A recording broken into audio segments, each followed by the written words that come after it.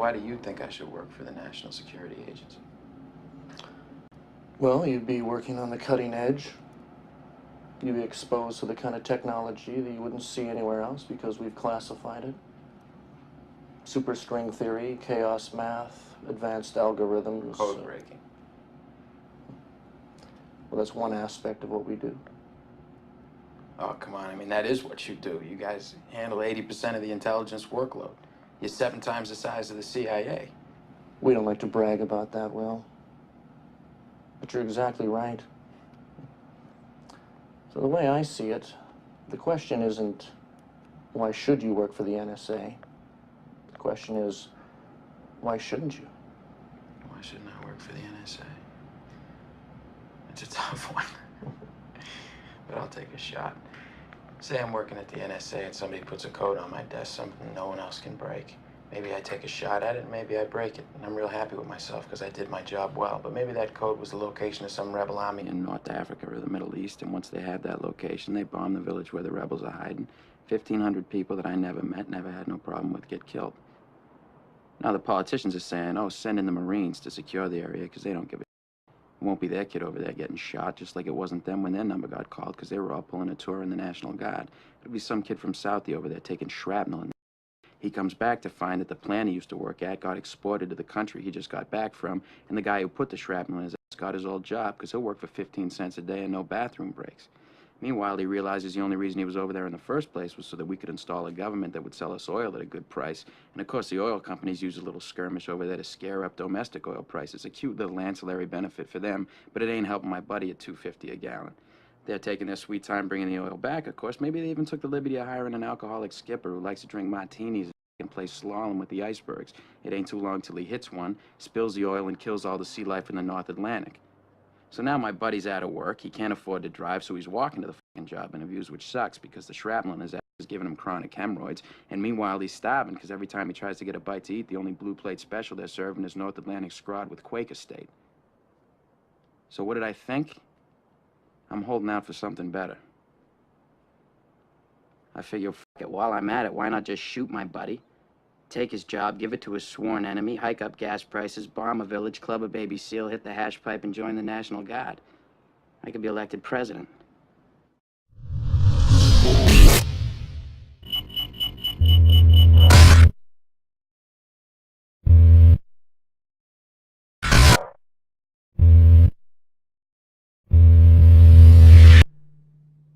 Yes. Hello. I'm your host, V.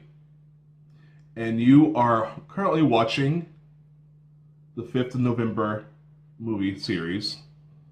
And this is the second one to follow Know Your Enemy.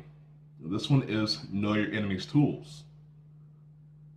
And I want to say the first documentary was just a warm-up because we're going to get right to the nitty-gritty. And I'm also going to state that, all this information is factual. Get it from factual sources and factual just evidence altogether. Science is there. As much as I like hearing different stories from people, as much as I like covering different social, political issues and psychological war, I really like talking about science. So this is really a targeted individual documentary, and one that's actually going to do a lot better than Vice documentaries. I know Vice made a documentary for targeted individuals that just didn't cut the mustard. It doesn't seem like there's any real effort put into that documentary. Well, I could say that because, I am a TI myself. I'm a targeted individual. And there are many targeted individuals who felt slighted, felt robbed by the Vice documentary take on the situation. And I tend to agree with them because not only did they interview targeted individuals who were not very knowledgeable, not researched at all about what's going on with them, but they interviewed target individuals that were not known to anybody. I mean, they didn't interview Karen Stewart, NSA whistleblower. They didn't interview Mitch Mathis. They didn't interview Todd Giffen. They didn't interview anyone that was known. They didn't even interview me. So that basically tells you that the narrative was controlled to not reveal any truths about targeted individuals. I'm here to show Vice News and Vice documentaries how to make a factual and real journalistic production. So, I digress. So we are going to go into the enemy's tools, the enemy's weapons.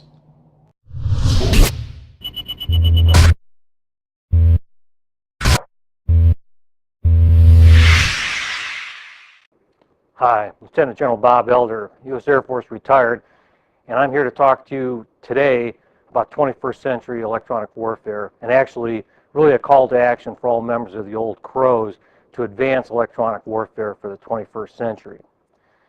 Here's what I'd like to talk about today. My purpose is to examine the role of electronic warfare in the 21st century military operations, and really just to highlight quickly some of the relationships with other modern warfighting capabilities.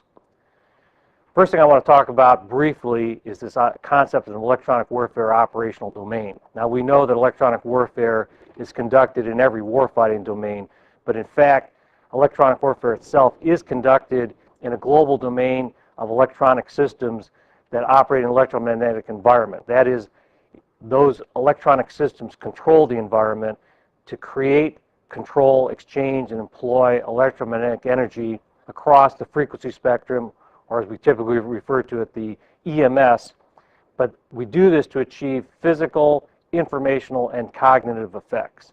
So we have an operational domain, and that point, the key point, is that this domain consists of the electronics and the electromagnetic spectrum. When we look at electronic warfare, we have a long-standing definition that has been used in the U.S. Joint Pub that says that it's any action involving the use of electromagnetic or directed energy to control the electromagnetic spectrum or attack the enemy. I think it's important to recognize control has always been part of the definition, and this notion of using it to attack the enemy has always been part of the definition. Well, so that's a mouthful already. So, the definition, controlling the EMF spectrum through electronics and other means, and control. I'm glad he said that. It's all about control. And I'm going to show you the significance of what he's saying a little bit later in this film. Let's first go through the electronic aspect of this. Do you like your privacy? Probably. Well, I hate to be the one to break it to you, but privacy doesn't exist. Well, at least not anymore. And it's unlikely to ever return. Why? Because everything you do is trackable. Of course, the National Security Agency, or NSA, takes most of the heat for spying and invasion of privacy, but there are thousands of government and non-government groups in the world doing the same thing.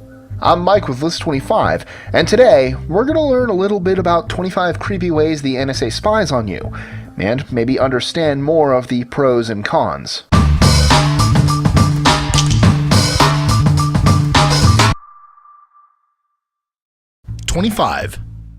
The PRISM program requires internet services like Facebook and Google to pass information on to the NSA. And yes, this includes emails. If you've ever heard the name Edward Snowden and wondered why he's such a big deal, he was the guy who leaked detailed and classified information on this program, among others on this list. 24. According to the Patriot Act, The US government is allowed to obtain business records that they deem relevant to terrorist investigations. 23. The government is allowed to gather information on every call made in the US, including the number dialed and even how long the call was. 22. Think hacking computer systems is only a civilian operation? Okay, well, most of you probably know better. Tailored Access Operations, or TAO, is the NSA's hacking unit. It has developed numerous ways to break into various devices. 21. TAO consists of over 1,000 military and civilian computer hackers, as well as intelligence analysts, targeting specialists, computer and software designers, and engineers. 20.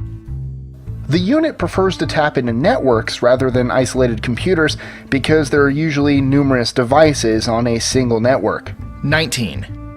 The stated objective of TAO is to identify, monitor, infiltrate, and gather intelligence on computer networks used by entities outside the US. 18. The TAO's motto is allegedly, "Your data is our data. Your equipment is our equipment. Anytime, any place, by any legal means." 17. The NSA has coerced numerous manufacturers into intentionally building vulnerabilities into their products. 16. The NSA is known to intercept shipments of various computer products and build backdoors into them. 15. Various governments use submarines to attach snooping bugs to the massive underwater cables that carry internet data from continent to continent. 14. Deals with various financial institutions allow the NSA and government agencies to track your purchases. 13. It's possible to triangulate your position by using cell phone towers, even if you aren't making any phone calls. 12. Even if you try to mask your internet use via something like Tor, you won't escape government surveillance. The NSA has ways to track you, even on the deep web. 11. Unlike the DIA or the CIA, the NSA focuses on gathering SIGINT, or signals intelligence, rather than gathering information from human sources. 10. The NSA stores and analyzes the data of over 1 billion people around the world. 9. It's possible to track you by using the metadata from your cell phone. 8. Even the pictures you post online have information attached that allows you to be tracked. 7. Five Eyes is an agreement between the US, UK, Canada, Australia, and New Zealand to share intelligence data. 6. The NSA, along with its Five Eyes allies, aren't the only ones spying, though. While they receive most of the attention, there are dozens of other countries around the world employing similar means. 5. Russia, China, and even North Korea all have very advanced intelligence agencies with the ability to track and monitor people around the world. 4. Although there are numerous lawsuits against the NSA and other allied signals intelligence agencies, there are numerous agencies that operate in the dark, especially in countries where human rights are lacking. 3. Unfortunately, there's no way to completely prevent yourself from being tracked. In fact, as the world becomes more connected, it only becomes easier to track people. 2. Even if the NSA were shut down and the US government stopped all tracking, there are numerous other actors that would fill the gap. 1. Cyber warfare and signals intelligence are the future of warfare and spying. Unfortunately, there's no way to stop this, as more and more of our lives are connected to the internet. Now, as awful as that is, with these, I hate calling people, again, they're psychopathic fleshbots, people without conscience. Usually people who are so paranoid. And yeah, it's their job to be paranoid. It's their job to think up all the other things that could happen in the world, but they're not into defense. This is all about control. And usually when it comes to control, you've got to be hands-on. You've got to attack. Now, as far as our privacy is concerned, yeah, that does not exist. I will get further into that because it's not just computers, but I do suggest that everyone have devices that are offline. I'm not telling you to get off the internet, but have your online devices, have your offline devices. I would tell you, I would not have a TV show. I would not have had a radio show. I would not have had a lot of media capabilities had I not had one or two devices that were for offline work only. I suggest keeping all your sensitive data out of clouds, off of online devices. Have your online devices as mediums. Use your USB memory cards, your SD cards, your micro SD cards.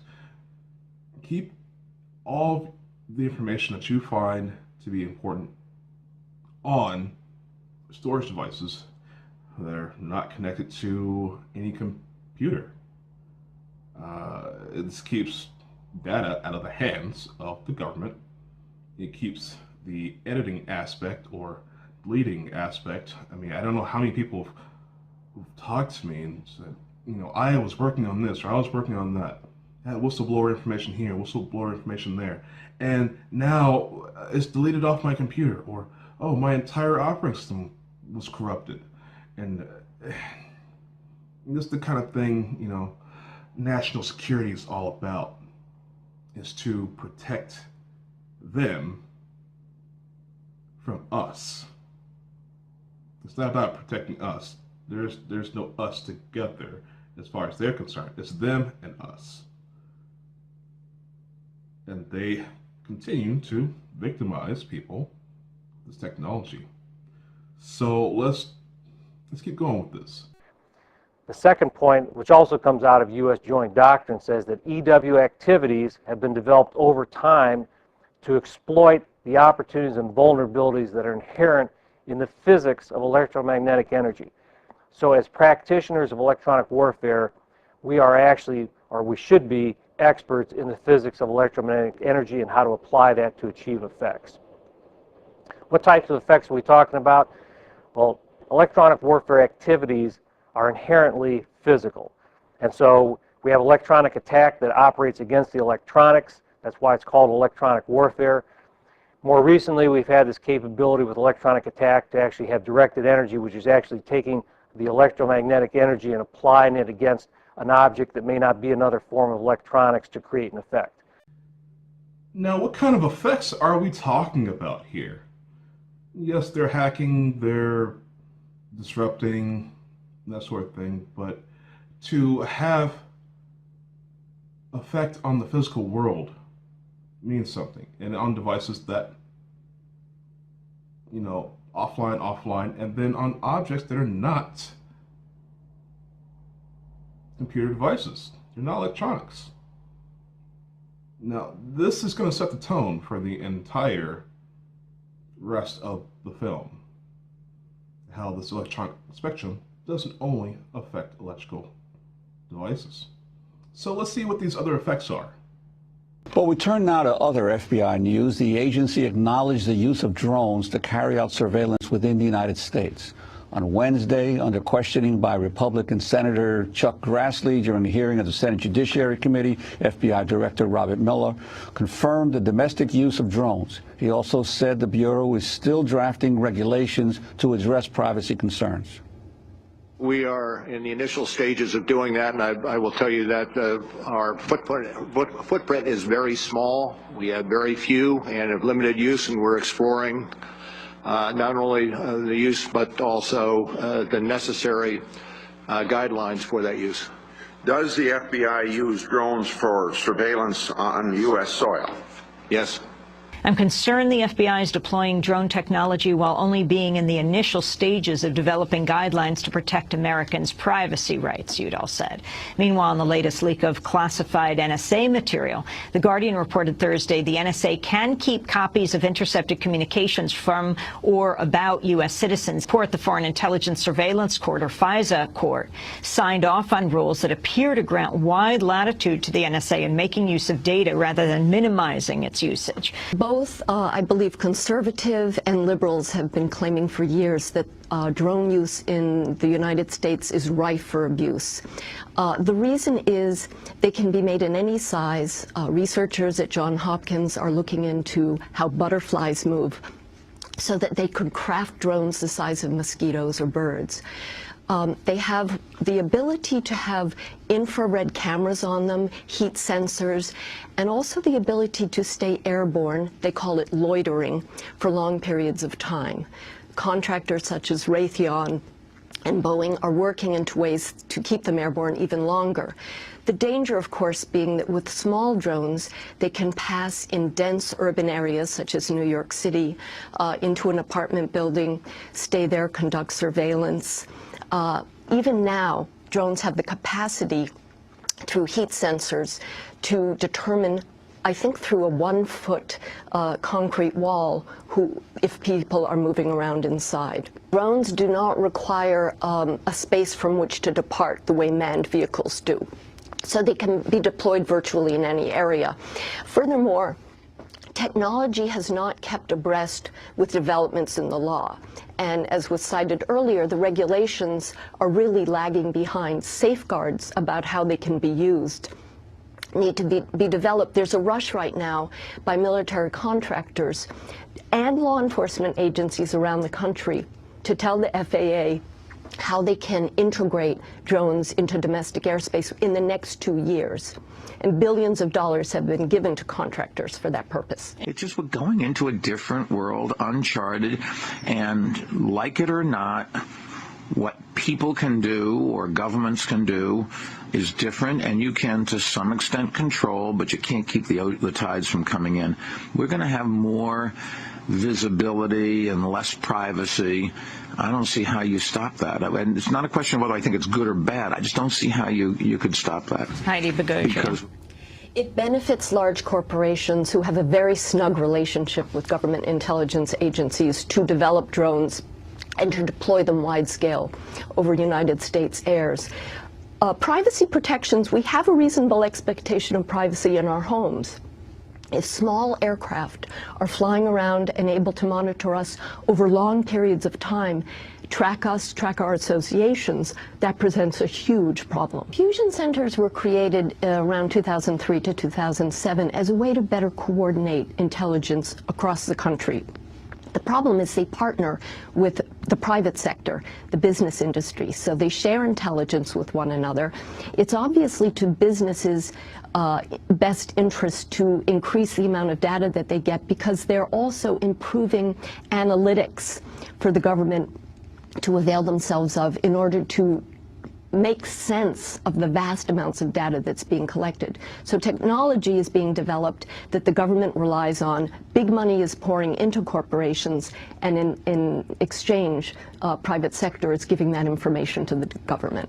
We may come to a point where defense is more actively and aggressively defined even for the private sector, and what is permitted there is something we would never let the private sector do in physical space.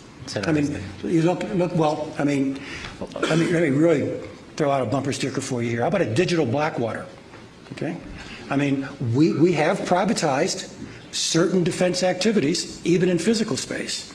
And now you've got a new domain in which we don't have any past trampled down in the forest in terms of what it is we expect the government or will allow the government to do.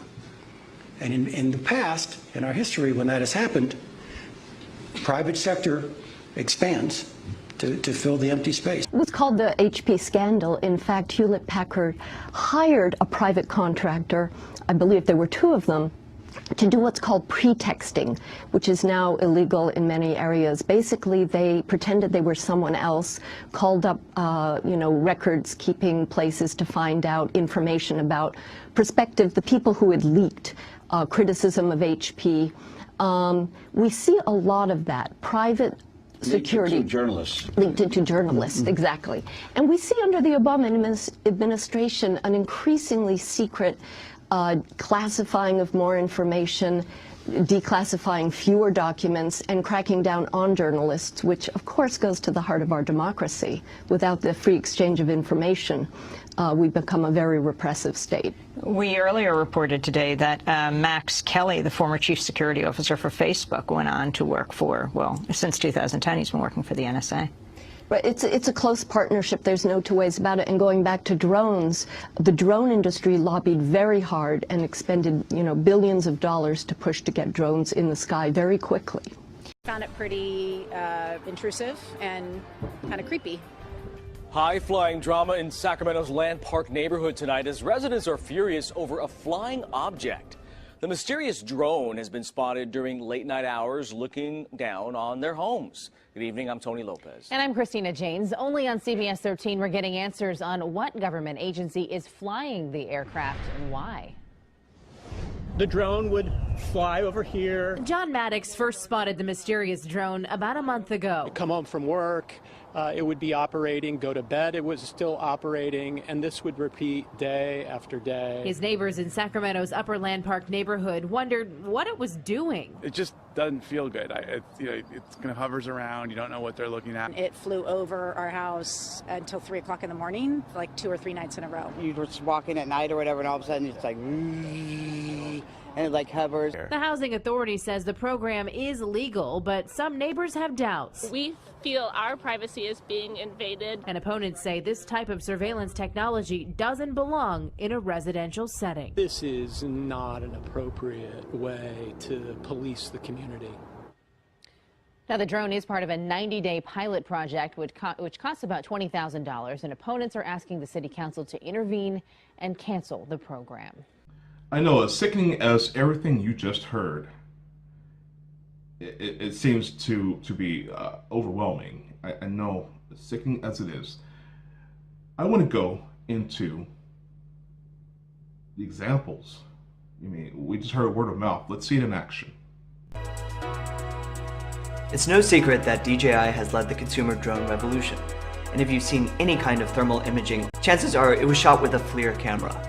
Now we are proud to announce a new collaboration with FLIR, one that will transform aerial imaging for the industry. He combines DJI's expertise in camera stabilization, advanced flying platforms, and long-range video transmission with FLIR's state-of-the-art thermal camera technology, a first for the industry. The XT provides users with superior thermal imagery and sensitivity to better than 1/10 of a degree. By integrating the XT with DJI's Inspire and Matrice airframes, we are giving people incredible precision and empowering them to put it into the sky almost instantly.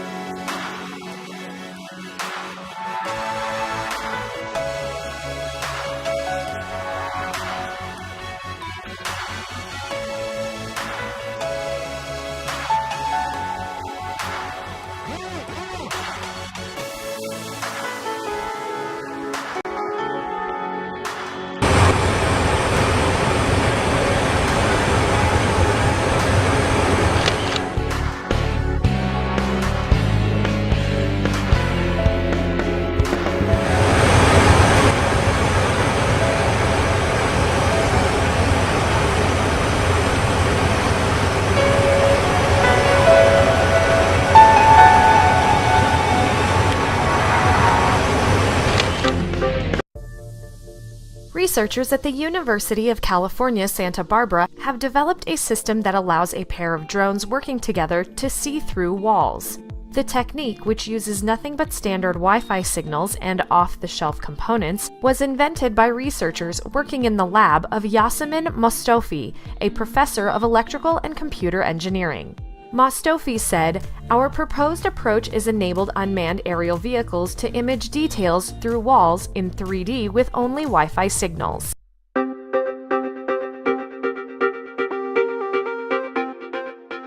These days, the idea of unmanned vehicles, such as copters, becoming part of our society is not too futuristic. Wi-Fi signals are also everywhere, and the received signal strength of a wireless transmission can be easily measured in any Wi-Fi equipped device. In this paper, we're interested in the possibilities created at this intersection of robotics and communications. More specifically, we show the first demonstration of 3D high-resolution true-wall imaging of completely unknown areas with only Wi-Fi signals, which is enabled by using unmanned aerial vehicles. Let's first see some experimental results. Consider this 3D area.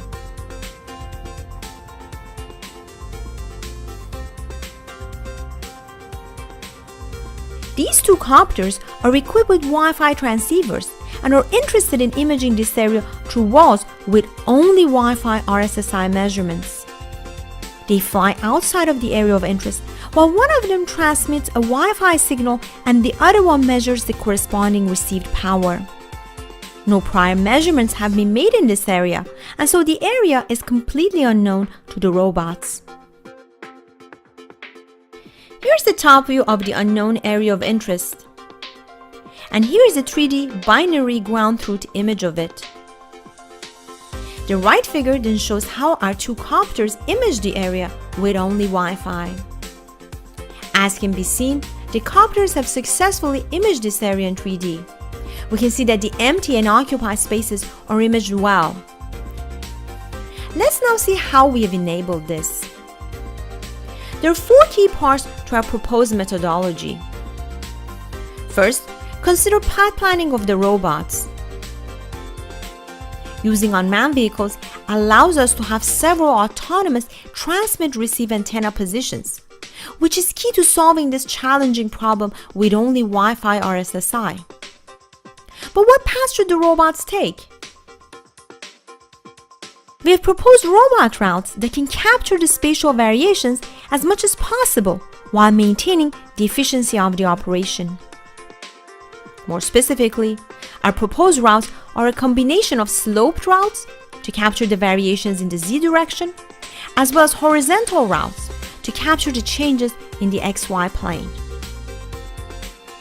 Next, we model the 3D space of interest as a Markov random field to capture the spatial dependencies. Then by using the Hammersley-Clifford theorem, we can write the conditional probability of x given y as follows. Finding a solution that maximizes this probability is an NP-hard problem, however. We then use loopy belief propagation to efficiently find an approximated solution. For the modeling of the interaction of the transmitted wave with the area of interest, we use an approximated wave model that results in a linear expression. We finally take advantage of the fact that while we're dealing with an extremely large number of unknowns, the signal of interest is compressible in its information content. Overall, our proposed approach has enabled the first demonstration of high-resolution 3D true-wall imaging of completely unknown spaces with only Wi-Fi RSSI measurements. See the paper for more details and results. We're bombarded by these radio waves. So can we use them to say something about the environment, about the objects? Because these signals interact with their objects. So then we have these very natural questions. How much can they tell us about the environment? We basically wanted to see X-ray vision with Wi-Fi. So imagine there's an area, there are walls, and behind those walls there's an object. Let's say 2 robots move outside of the area. One is transmitting a signal with a Wi-Fi card and the other one is receiving. And that transmission, it goes through the object. In a sense, we can say they leave a signature on the signal. And that signature is what we're trying to use, and from that reception, figure out something about the object. And the more measurements they can collect, they can do that imaging better. That means being able to tell you the location of the objects, their geometry and shape. We've shown that you can actually do this. But we actually could do a little bit more, because what we extract also tells us something about the material property. And so what we hope is that in the future, we should be able to say something more about what kind of object is there. Okay, so they can see through the walls. And we've been talking about this for quite some time. I know I've been talking about this for quite some time. Okay? These people can see through your walls. And it's really pervasive. It's really disgusting. I currently, right now, have a drone that floats directly above my home every night without fail. Since I've lived in Poland, actually. There's one right here above the studio. Right now, as we speak. I wish there's a way I could show you, but I mean, here in Poland, it's ridiculous. I know I haven't been in the U.S. for over 2 years now. Even when I lived in the U.S., anywhere I lived, directly above my head has been these drones. Anywhere I lived, when I lived in California, actually, one night I I opened up my window and I flipped off the drone. You want to know what happened after that? 2 minutes later, 2 K9 unit police vehicles were spotlighting my home. Spotlighting.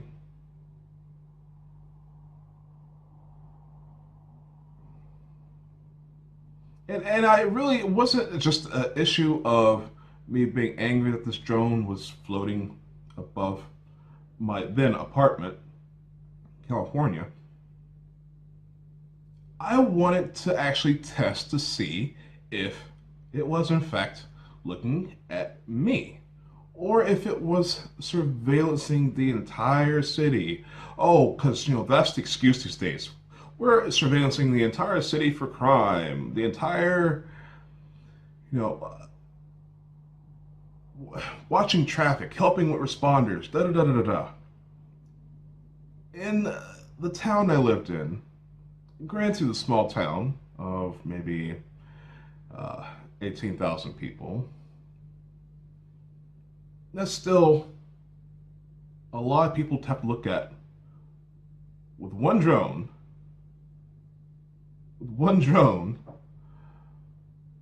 and it actually picked up the fact that I gave it the bird. I lived in California for quite some time and actually ended up moving to the foothills. I had a trek, a 2-3 mile trek from the radio station to my new residence up in the mountains. The drone followed me from radio station to my home. It's really sick. And so I'll make it back to what I was saying about here in Poland.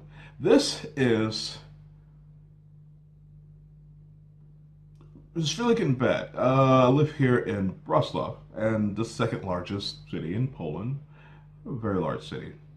Now, there is a drone in the sky where I live, not just above me, but every quarter mile.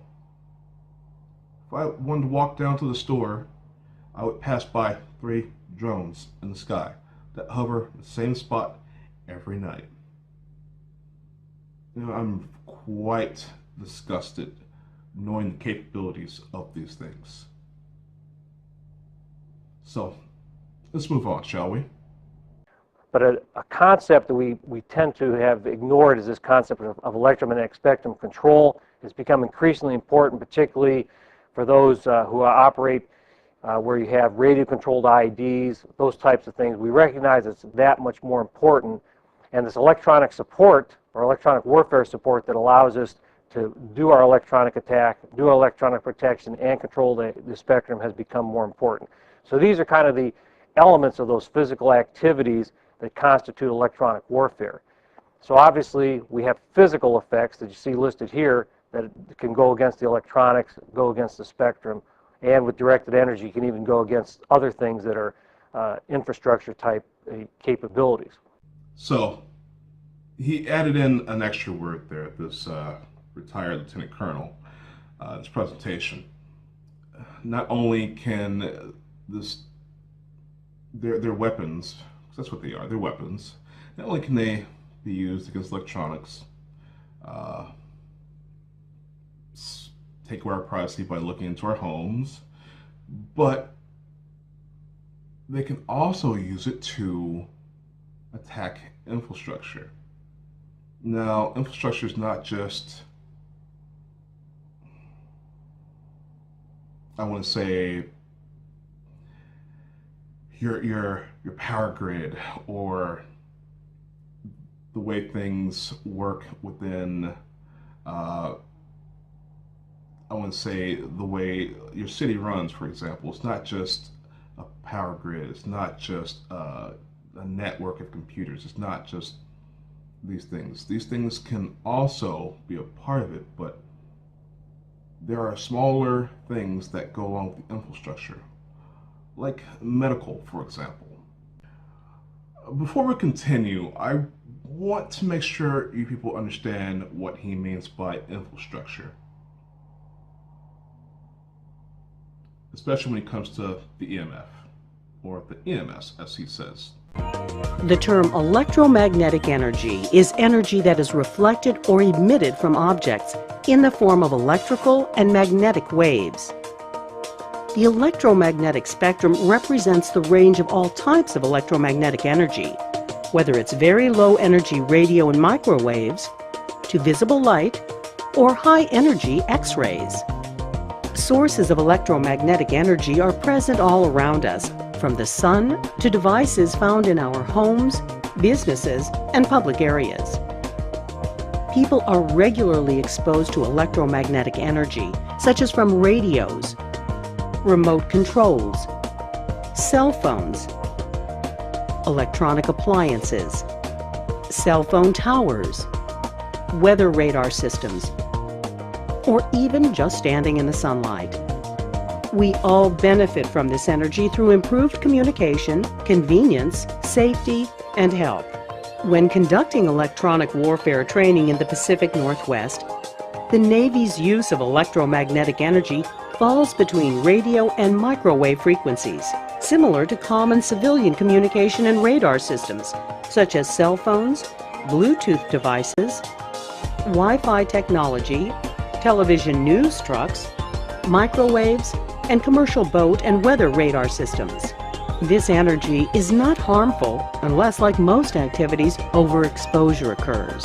The Pacific Northwest region is home to the third largest concentration of naval forces, whose operators must carry out certain training requirements before deploying. One of the many assets in this region is a specialized type of aircraft dedicated to one of the most technologically advanced areas of the modern battlefield: electronic warfare. Electronic warfare involves the use of electromagnetic energy. Being able to properly use and control the electromagnetic spectrum is critical to the safety and success of the nation's military forces. The EA-18G Growler aircraft, based at Naval Air Station Whidbey Island, is the Navy's newest electronic warfare aircraft and improves upon a long-standing tradition of the Navy's ability to disrupt an adversary's ability to target and harm. Okay, so now that we have a defined view of what the electromagnetic spectrum is, and more of a visual, relating that of what's in our world and what's in theirs, from the way we live to the way they are building advanced weaponry to manipulate these things. So let's continue. But the purpose of EW is to deny the opponent an advantage in the electromagnetic spectrum ops domain and to ensure friendly use of the electromagnetic ops domain for ourselves. Now, that short little clip, very important. And I'm going to see if you guys can connect the dots with that one.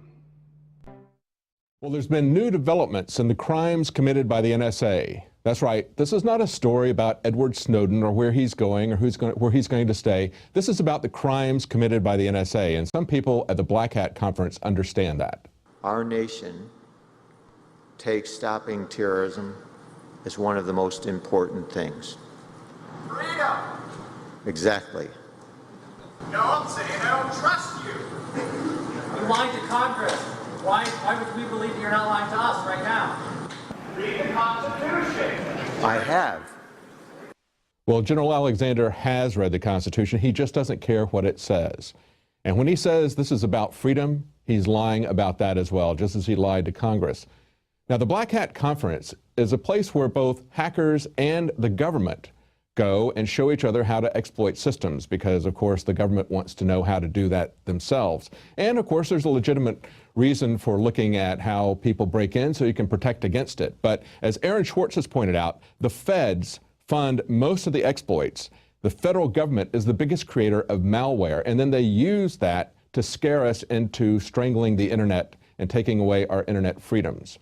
Now, there was another hacker that everybody expected to be presenting there, Barnaby Jack, and he has in past years shown some remarkable things at Black Hat. He was going to talk about how easy it is to hack into medical devices and to even kill people. But of course, that's a multi-billion-dollar industry, medical devices, and it would not serve a lot of people's interest to have that information get out. He died just before the conference under mysterious circumstances.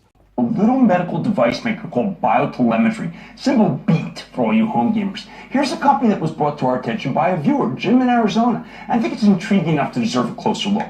Vast bulk of BioTelemetry's business comes from its remote heart monitoring devices, although lately they've been moving into digital diagnostics as well. Now, in mid-September, this stock got crushed, thanks to a brutal piece of research from a short-selling consulting firm. It's called Off Wall Street. That's why a week and a half ago I told you it was worth buying for speculation, because the bear thesis didn't really resonate with me, which meant the pullback in BioTelemetry was a gift. Sure enough, since the stock has given us a quick 8% gain, it's not bad for less than 2 weeks. So tonight I want to take a deeper look at this name with the help of Joe Capper. He's the president and CEO of BioTelemetry, who saw our segment last week and wanted to give us a better sense of what's happening at his company. Mr. Capper, welcome to Mad Money. All right, so tell me first, how big is this current market and how big is the digital connected device market? So this current market that we're in is probably somewhere in the $1.5 to $2 billion range. Okay. Don't know how big the whole connected market is because, I mean, connected health is really a relatively new portion of healthcare, right? So who knows? It could be very, very large. Now, I understand you have the device. If you could show us what it's like, and also please tell us how you make money off of it. Yes, sir. So this is what's called the MCOT, a Mobile Cardiac Outpatient Telemetry Device. Okay. This is an ECG sensor that's worn above the heart. You can wear it for up to 30 days. Okay. It will detect for irregular heart rate, and then it will transmit, if it detects an event, an irregular heart rate, it will transmit that via an app on a cell phone to a cloud-based analytical engine being manned by cardiac technicians around the clock, 24/7. You're a cardiac technician. You got it. Now, give me the current, what was the state of this kind of monitoring before your device? Oh, before our device, it was older technology. So a 24, 48-hour monitor, sometimes up to 30 days, but unconnected. So the big advancement in this technology is when you go from unconnected to connected health. Why? Patient adherence goes through the roof. If for some reason the patient stops wearing this device in the middle of the monitoring session, we know it because we're connected to the patient. We can intervene, get them back on service. Because this device is embedded with the most advanced detection capability, accuracy goes through the roof. There is no ECG monitor on the market, body worn, nearly as accurate as this device. And then because it's connected, turnaround time, right? So with any diagnostic product, if you think about it, by the time the physician orders the product, the information is already late. So if you have arrhythmia, this is the device. This is it. This is the device. Ablation, you figured out how quickly you have to go for it, or right. Now, is it a razor blade model? You get this and then you buy the monitor, or how do you get paid? We get paid on a service, right? So yeah. So again, this service is for up to 30 days. This is the sensor itself. This is a disposable. So this is what would in the old days been lead wires. Right. Okay. Right. Now you made a major acquisition. What did that get you? We made an acquisition of a company called LifeWatch, second largest competitor in this space. Classic industry consolidation roll up. Next year, on a combined basis, we'll grow the business in the neighborhood of 10% to 380 million plus revenue, or excuse me, EBITDA's probably in the mid 20 range. Okay. We'll throw off in excess of $50 million of cash, allowing us to further innovate in this space and invest in other connected health solutions in adjacent markets. Well, we're hearing that you're interested in glucose monitoring, which is very, we felt crowded field. We've got Abbott, we've got Dexcom. What can little biotelemetry do? Yeah, well, so we bought a little company called Telcare in December, first foray into that market. Telcare is really a service platform. It's a technology-enabled service platform. First company to get a blood glucose monitor cellular-enabled through the FDA. So we use that device really to power a service. So yeah, the Dexcoms and Abbotts of the world, continuous glucose sensors, more technology, product-oriented. Right. We're more service-oriented. Population health management, in the old days we called it disease management. Right. That's really what we're focused on. Now, we understand that this all falls saying that you're losing market share to another company. That didn't make any sense to you? It made no sense at all. Here's a company that's done 20 consecutive growth quarters in a row. So it didn't make any sense, came out of left field. I think the important thing to note is even those guys pulled their sell recommendation within 6 to 7 trading days. I think that tells us pretty much everything we want to know. Very interesting. Now, I wear the Apple Watch. I would love to have Apple provide me with a similar service, but that would seem to be perhaps superior to what you have. Well, I don't think so. So you're seeing some of these consumer-oriented products or consumer-oriented companies talk about products in this space. Right. I think it's wonderful. I think what will happen is they'll start to detect some of these arrhythmias possibly before a patient even has symptoms, right? What does that do? It grows the whole market. Right. And they're going to go see a physician. Physician's going to run a clinical grade product that has far greater detection capability. FDA approved. FDA approved to verify. I actually think it's a great move. I think it's a wonderful thing. We know that often people are walking around with arrhythmias like AFib, and they don't even know they have it. So what's watch to you is what would happen. Okay, that's excellent. That's Joe Kappers, the president and CEO of Biotelemetry.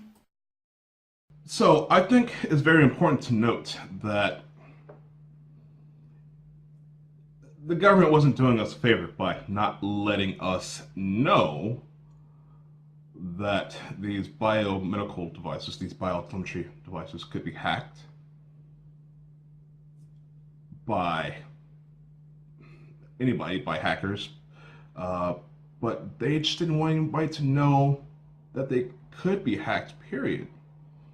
Now, denial of service. I want to bring that point back up. In the electronic warfare, this lieutenant colonel stated that they can boost and keep their own services and deny other people's services. Now, imagine being a whistleblower. You've got biotelemetry devices, medical devices, and you end up having to go do something or just whatever it may be that may not be in the best interest of the government and of best interest for the people. Well, imagine them just denying you service. Frequency weapon, oh, heart attack, right? Your biotelemetry device is cut off, hospital doesn't know.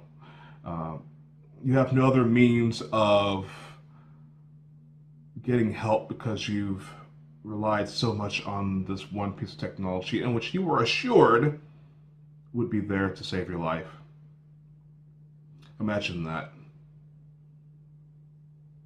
The government did not want that information out. This hacker was not only going to let people know that it could be done, but it was well within the hands of the government to do something like this. And it's not just that. I mean, denial of service. You'll hear target individuals all the time talk about, you know, my phone was hacked, I can't get on the internet, this and that. I've had my share of nonstop electronic harassment for the past 5 years of my life. And yeah, it's kind of annoying being a video gamer. I've been playing video games on computers since the past 16 years. I know my way around a computer. I know how things work. And everything is done to make sure that internet service is dropped or internet service breaks out, computers are hacked, game files go missing, this stuff, sort of stuff like that. And so it's sort of the Chinese water torture. These people will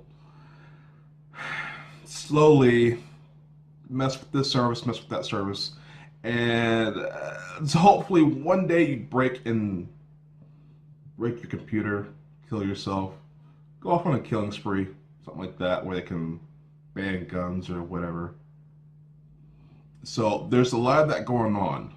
They're using that as the electronic age of equivalent of Chinese water torture.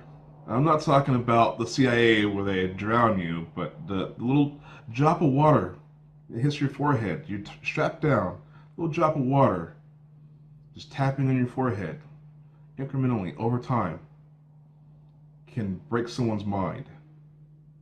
A person will snap, they'll go crazy. They'll give in to interrogation, whatever. And this is the electronic age form of that. This is my own personal experience I'm sharing with you guys. So let's continue on, please. You see on the bottom of this slide that electronic attack includes actions to prevent or reduce the enemy's effective use of the EMS. We understand that, but I also highlight to you, once again out of joint doctrine in the U.S., that it also is the employment of weapons that use either electromagnetic or directed energy as their primary destructive mechanism. And speaking of infrastructure, yet again, what's about and attacking electronics and non-electronics and the spying. If this is all bad with Wi-Fi, any kind of Bluetooth, stuff like that. So we're going to be talking about their capabilities with the 5G. But first, let's take a look at what 5G is. 4G, the mobile network that's used around the world to make calls, send messages, and surf the web. Now there are plans for 4G to be replaced by, you guessed it, 5G, a new faster network that has the potential to transform the internet. 5G is a software-defined network. It means that while it won't replace cables entirely, it could replace the need for them by largely operating on the cloud instead. This means it will have 100 times better capacity than 4G, which will dramatically improve internet speeds. For example, to download a 2-hour film on 3G would take about 26 hours. On 4G, you'd be waiting 6 minutes.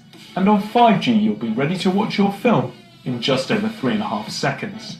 But it's not just internet capacity that will be upgraded. Response times will also be much faster. The 4G network responds to our commands in just under 50 milliseconds. With 5G, it will take around 1 millisecond, 400 times faster than a blink of the eye. Smartphone users will enjoy a more streamlined experience. But for a world that is increasingly dependent on the internet just to function, a reduction in time delay is critical. Self-driving cars, for example, require a continuous stream of data. The quicker that information is delivered to autonomous vehicles, the better and safer they can run.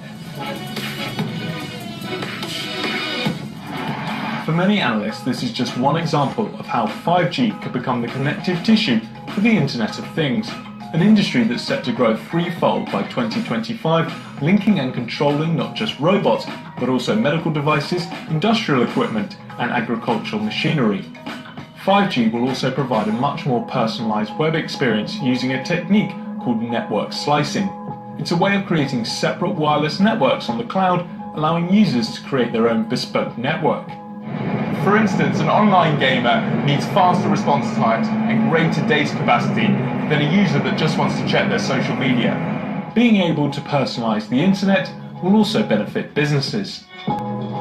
At big events like Mobile World Congress, for example, there is a mass influx of people in one particular area using data-heavy applications. But with 5G, organizers could pay for an increased slice of the network, boosting its internet capacity and thus improving its visitors' online experience. So when can we start using 5G? Well, not yet. And according to some analysts, not until 2020.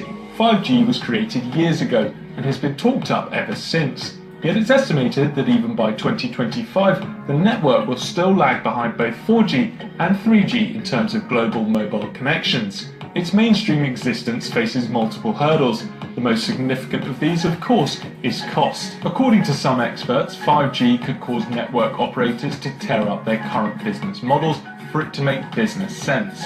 In the UK, for example, 3G and 4G networks were relatively cheap to set up because they were able to roll out on existing frequencies on the country's radio spectrum.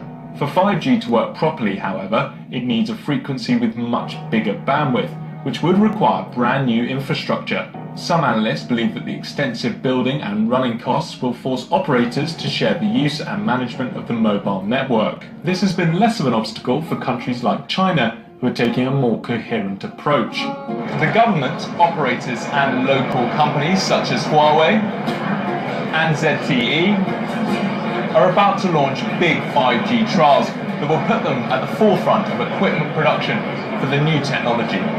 That may be at the expense of the West, where there is concern regarding Asia's 5G progress.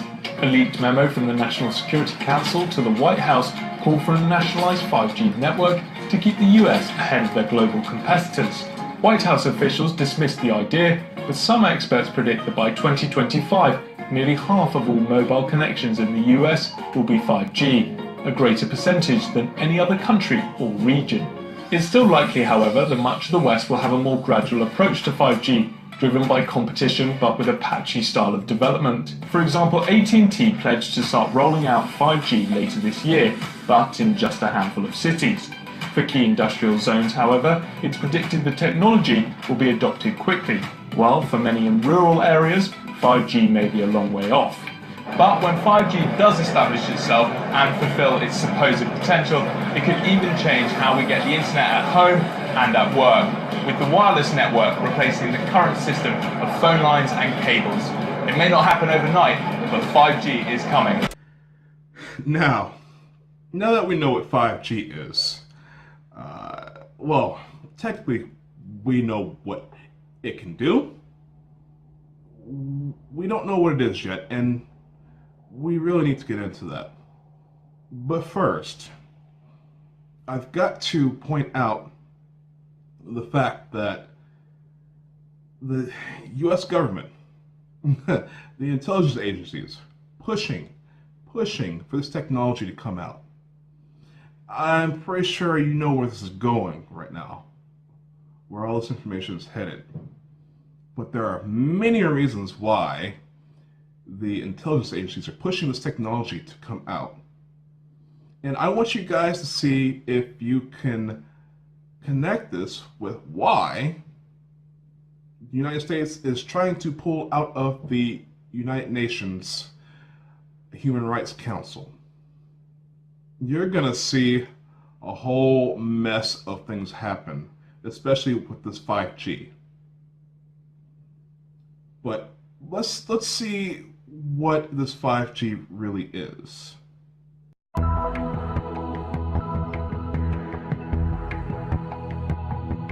Our product enables remote wireless detection of human vital signs without the subject's knowledge. While it may seem cool and composed on the outside, his involuntary response will give him away. In addition, live friendly soldiers can be found in dangerous areas without risking personnel for recon. Our system works by generating low-energy millimeter waves. They are able to penetrate through many common materials, including clothing and masonry, and efficiently reflect off optically rough surfaces and yet they provide a high degree of sensitivity to minute displacements. As the wave reflects from the target, its phase is shifted proportionally to the movement of the target. The phase can be extracted, and the displacement of the target can be demodulated. When the system is aimed at a human's chest, we can see the chest's movement. There are components of chest motion due to heartbeats, breathing, and gross movement. Using signal processing, we eliminate noise and motions due to gross movement and analyze only those due to heartbeats and breathing. Since the antenna has to be well aimed at the subject's chest, we employ cameras to identify and track the subject, and a pan-tilt base to move the whole assembly for constant aiming. A color camera locks onto the subject's face, learns a hue histogram of the face, and performs mean shift tracking. At the same time, a depth camera segments the image based on the depth of the target so that only pixels at the right depth are considered for processing. The millimeter wave system itself can be seen here. First, and most importantly, is the millimeter wave sensor and antenna assembly, which is what gathers the in-phase and quadrature components of the signal and returns it to the computer for processing. This unique low-power, all-solid-state millimeter wave sensor itself can be battery-operated. Then, there are the cameras, which perform the real-time detection and tracking of a human subject and return the data to the pan and tilt base, which is what moves the entire assembly and follows the subject as he moves around and maintains the aim at his chest. In the following demonstration, the screen is split into 3 parts. In the top left is the system assembly, which shall be moving to follow the subject. In the top right is the subject as seen by the color tracking camera, where the oval and rectangle are the location and scale of his head, and the purple circle is the location the antenna is aiming. In the bottom half is the measure of displacement as it is being calculated by the computer in real time.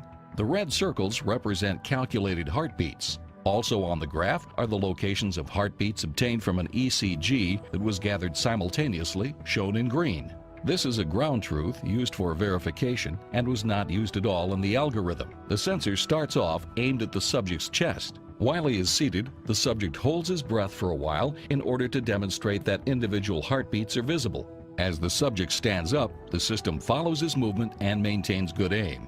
Now the subject demonstrates the fidelity of the system during lateral motion. Here the subject demonstrates the accuracy of the system during large gross movement. The subject's backward movement is larger than that due to heartbeat and respiration, as is evidenced by the scale of displacement on the bottom of the screen. Even with such large movements, the system continues to process the data with good accuracy. The system works on various body types such as males and females with larger and smaller frames and bills. Although our system is currently intended for homeland and national security applications, this novel technology has a wide range of applications for standoff monitoring of non-stationary targets, including home health care, collision avoidance, condition monitoring of operating machinery, and non-destructive evaluation. Where high performance and true 3D through-the-wall imaging are critical to mission success. With the Xaver 800 interface, you have an intuitive and detailed situational awareness picture, clearly presented on a real-time integrated display. The 3D view enables the user to effectively track and understand the orientation of multiple moving or non-moving living objects. You take actions on the basis of a targeted reality picture. The top-down view provides rapid information on target location, while displaying details of the static objects so that room layout and structure can be accurately understood. The side view delivers precise information for measuring the height of objects. The history view clearly tracks objects and movement patterns on a calibrated grid. The Xaver 800's rich feature set includes additional indications, views, and menu options, along with recording capabilities for post-mission analysis and debriefing. Police use radars to see inside homes. At least 50 U.S. law enforcement agencies are now equipped with a radar device that allows them to detect human movement through the walls of houses. The device, known as Range R, operates as a highly sensitive Doppler motion detector. It can detect human movement from a distance of up to 50 feet. The device beams radar waves through a wall and calculates the distance of the target by analyzing reflected waves. The device has a 160-degree conical field of view and can detect movements as slight as human breathing. It works through brick as well as concrete, but cannot penetrate metal. Use of technology raises both legal and privacy issues, and a 2001 US Supreme Court ruling barred authorities from using high-tech sensors to scan inside someone's home without first obtaining a search warrant. So 5G is just another way for the government and corporations to look directly at you in your homes. How many of you saw that coming? Let me get a show of hands. Like, wow, well, really? So, I mean, most people don't understand that any technology that is handed to us as a population, as citizens of these nations, is only going to be to spy on us at minimal. But this sort of technology has way more applications, way more sinister capabilities, and I'm going to dive deep into the 5G rabbit hole as this movie series continues. But I want people to automatically bridge that connection. 5G is the same thing as millimeter wave beams. 5G. Millimeter wave radar. And so basically microwaves. Okay? These are microwaves. There are all sorts of things that can be done with microwaves. So I'm quite speechless. The voyeuristic. You've got a combination of not just paranoid people. And I don't know how these people can be so paranoid. All these terrorists this, terrorists that, you know, all these false flag and psychological war propaganda, false flag, false flag, false flag. The only terrorists there are in this world are those created by the government. That's a fact. I don't care who doesn't like hearing that. But how are you going to be so paranoid and so voyeuristic? Because a lot of this is very perverse. I mean, with this kind of technology, you know, they already have this technology. They've had it for years on a governmental level. I mean, there's all this talk about the pedophiles. As you know, I hate pedophiles with a passion. And that is the core of the people who are running the world. You want these people spying on your every movement? Because this 5G is going to be on every light post in the world if you let them roll it out. Walking down the street, they're going to be able to see through your clothing, see how much money you have in your pocket. They're going to be able to see if you have a gun. And they don't want you having a gun. They're just going to microwave beam it, turn that sucker hot, make you want to toss it away or something. There's so many applications for this stuff. And just immediately alerting police. The police state is going to go nuts. This isn't about internet speed. 5G is not about internet speed. This is surveillance police state. All the way through and through. And I mean, what does it really all boil down to when you talk about these pedophilic individuals of these cults that run the government? Well, they're going to be able to watch you bathe your children. They're going to be able to watch you have sex. They're going to be able to do anything. And when you are powerful, corrupt, and no one can check you and tell you what to do, what are you most likely to do? What are you most likely to do to someone else?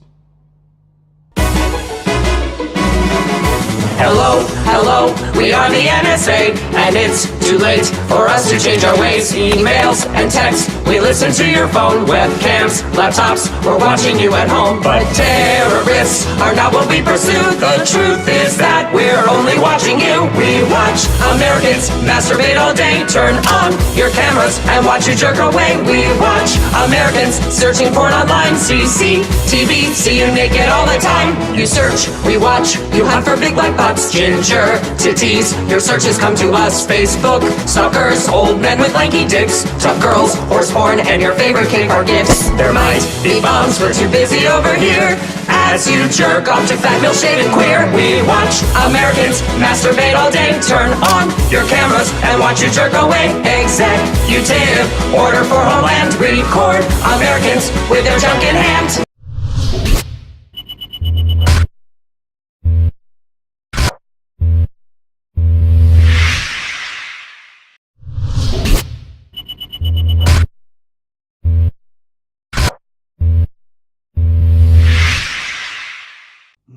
This is part 2 of the Know Your Enemy's Weapons documentary.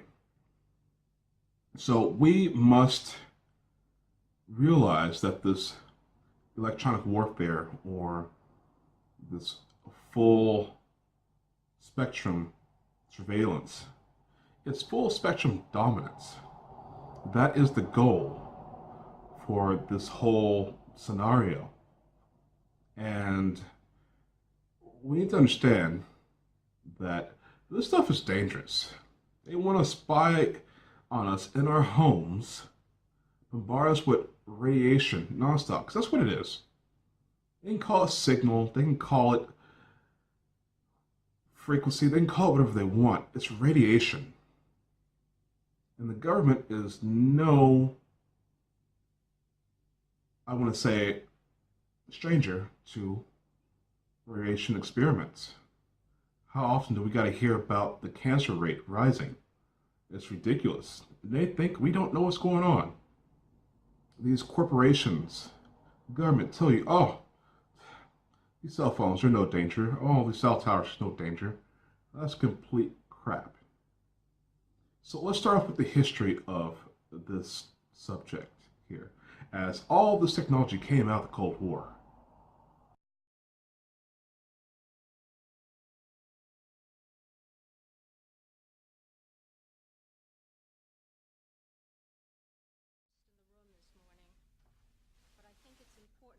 Point out that with us are many family members of citizens who were subject to human radiation experiment, and some of the advocates who represent them. Their presence signifies that this administration's commitment to meeting our obligations of power, our willingness to share information, to respect the right of people to know the facts, the responsibility to limit secrecy, and that which is truly essential, and that is to make those who were wronged and harmed whole. Why did we do this?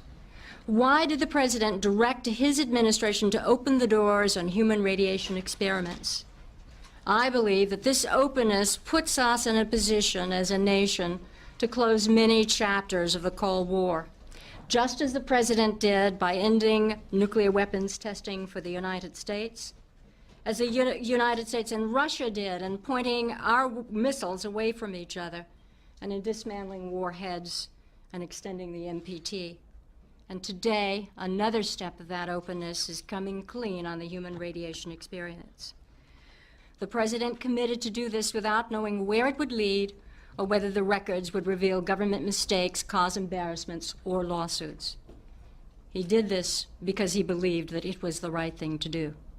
Today, the President receives from Dr. Faden and her colleagues on the President's Advisory Committee a report that tells the story of radiation experiments involving human subjects funded by the government. We did not realize when we began this journey the difficulty of the charge given these citizens.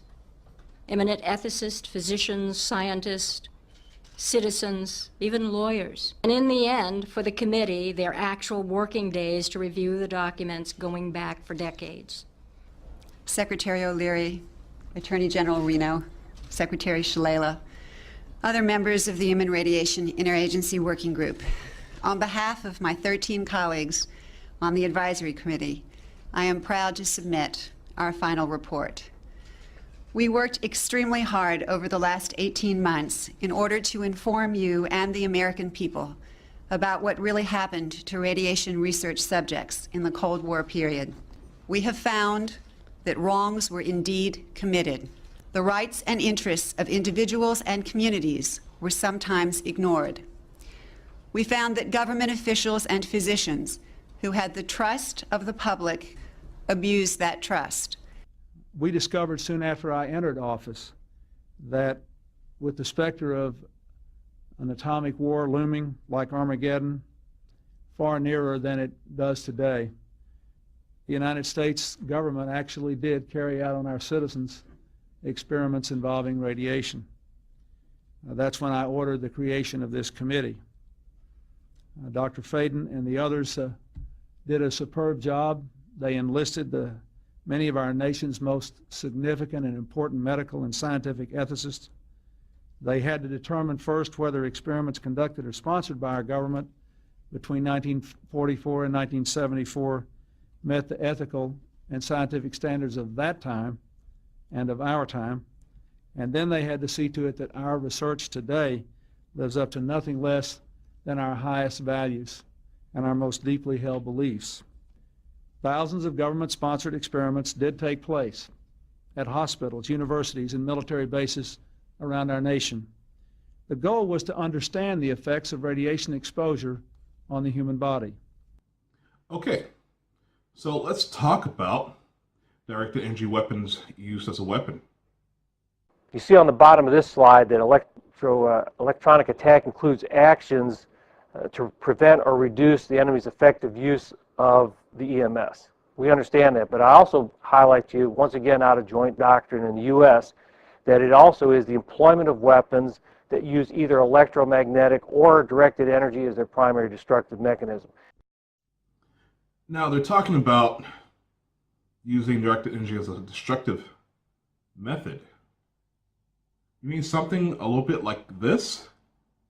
New details on a series of bizarre attacks. Dozens of unexplained illnesses, including head injuries, forced the U.S. to bring home diplomatic staff from China and the U.S. Embassy in Cuba. Speculation at the time was that it was some sort of sonic attack. But now the scientist who led the investigation tells the New York Times the main culprit is likely some kind of microwave weapon. CNN's Patrick Oppman is following the story from Havana. So, Patrick, what happened at the U.S. Embassy that led authorities to suspect that it was indeed an attack? And now we're talking about these, a microwave weapon. It's still very much a diplomatic mystery, but let me walk you through what is a very complicated case. It all began November 2016, right after the U.S. presidential election, and that is when U.S. diplomats based here in Havana said they begin to experience these really strange symptoms, often at night, sometimes while they're in bed, asleep in their homes or their hotel rooms here in Cuba, and they said that they would feel nausea, hear loud sounds, hearing loss, but if they got up out of bed, if they left the room where they were in, it would stop. If they walked back into where they had felt this incident, this attack as they described it, it would start again. So they felt that they were being targeted with some sort of mysterious beam of energy. Initially, they complained to Cuban authorities about what they felt they were being targeted with sonic weapons, and these are weapons that do exist, usually used for crowd control. But experts consulted by CNN at the time, said that sonic weapons really don't work like that. They don't usually cause someone to hear a noise, and they're much too large to be used in this capacity. Now we have scientists that have met and helped treat some of those diplomats coming out and saying that perhaps it's a microwave weapon. This is also a weapon, but much more portable, that shoots a beam of energy, and it can be pinpointed in the way these diplomats described both here in Cuba and in China, and that it can actually cause people to think they're hearing sounds, but this is just a symptom of this beam of energy that's being directed at people, and it can cause these kinds of symptoms. One of the researchers told CNN it causes concussion without actually causing a concussion, the immaculate concussion, they said. So again, we don't know very little bit about these weapons because so few countries use them. Cuban authorities say there's no evidence, though, that the diplomats were ever targeted here. They have called on the U.S. to release more information about this. So right now, it may be one piece of still a very big puzzle, Fred. It's not just a very disturbing high-pitched noise, but there might even be voices or a message, a continual message that people have been victimized by, this sound. There's this kind of messaging coming from it. What more do we know about that, or who is adding any credence to that? There are a number of... It's really fascinating stuff. Now, the Cuban officials here said we would never allow this to be used, but of course, in a country like Cuba, it's impossible to imagine that a third actor could come in and use these weapons without the Cuban officials knowing. They have allowed the FBI to come in. They have allowed Canadian investigators, because there's some Canadian diplomats that have complained of similar symptoms, and they've turned up nothing. But in a way, you read about these weapons and these weapons programs that did exist, and it's kind of the perfect weapon because it leaves no trace. And to go back to the idea of radiation experimentation and weapons testing, there has been a lot of that done right before our very eyes. And none of us have realized it. We've seen these sicknesses in people, of course, the cancer rate rising, and all this stuff is given over to false reasons, excuses, blatant lies about what's going on. Here's an example. Let's go into this.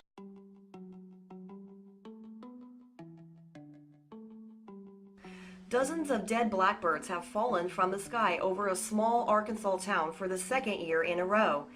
That the town of Beebe has seen this before, however, doesn't make the deaths of dozens of blackbirds any less odd, maybe even more so. ABC Arkansas affiliate KATV reported that a radar image showed a large mass over Beebe a few hours before midnight Saturday. Then the birds began falling from the sky, just like last year. Emily Nichols, a police dispatcher in Beebe, told ABC Radio that she received multiple calls, just that the blackbirds are falling again and that they have found blackbirds on their streets where they live or at churches, Nicholas said.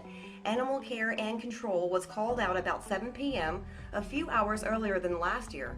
Horace Taylor of Animal Care and Control in Beebe told ABC Radio, "Well, there was just birds falling down on the street and people dodged and missed them," Taylor said, "and we were down in the streets picking them up.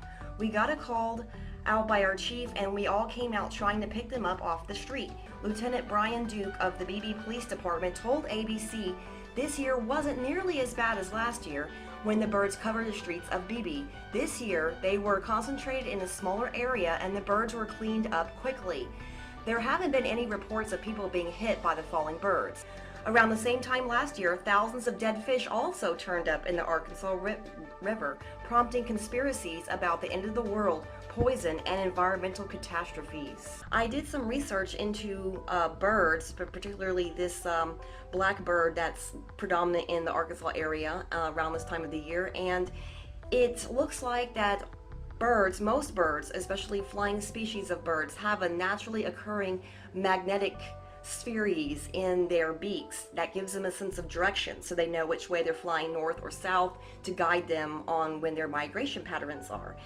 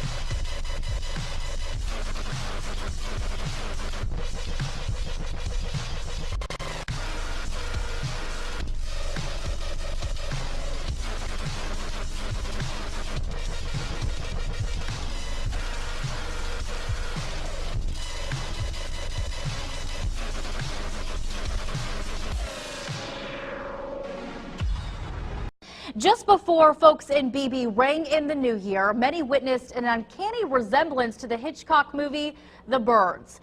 2,000 blackbirds fell from the sky off Wynwood Drive, covering about a mile, leaving quite the mess to clean up. THV's Katharina Yancey has the details on our top story from the Information Center. Katharina? Ashley, folks I spoke with initially thought the birds were poisoned because they are what they call a nuisance around this time every year. But they are surprised to hear it's more of a mystery. Millions every night. You look up at the sky, it's just black. So, and then last night about 10:30, I come out here and seen a bird drop. In a matter of hours on New Year's Eve, thousands of birds fell from the sky to their death. And I just immediately called Mom because I had to go to work, and I said, you've got to come get the kids and get the dog because I don't know what's going on, but I don't want them messing with any of them. It was horrible. You could not even get down the road without running over hundreds. It was that bad. The mystery is unraveling like scenes from a movie. Dozens of U.S. Environmental Service crews spent the day picking up the birds, walking between homes and climbing on people's roofs with protective hazmat suits and breathing masks. Nobody knows. You know, I asked these guys who was out here picking them up, and they don't seem to know anything. Nobody knows anything. Just kind of freaked everybody out. Officials with the Arkansas Game and Fish Commission flew over the area and determined it's a 1-mile stretch. There are a variety of dead blackbirds, mostly red-winged, and a duck was also found. No one has been evacuated because ADEQ's air quality test came back clean for toxins. And yeah, so now that we can put the dots together, because there are no pathogens with these mass whale beachings, mass fish die-offs, mass bird killings. That's exactly what they were, killings. The Navy is a big part of this. Naval research into frequency weapons. And yes, the U.S. Navy, which is patrolling the waters of the globe. I mean, in this modern day and age, who needs a navy? Nobody really has navies except for the U.S. The U.S. is heavy with Navy personnel. There's a Navy base everywhere across the globe, and the U.S. is acting like the world's police, but no, they're really mounting up for this mass attack, and this will be said again later on to go with another aspect of this as to why every area on the planet is being encircled by the U.S. and Five Eye countries. It's not just the United States of America, but it's the Five Eyes. So let's go into the technology, since they want to go ahead and come out with it.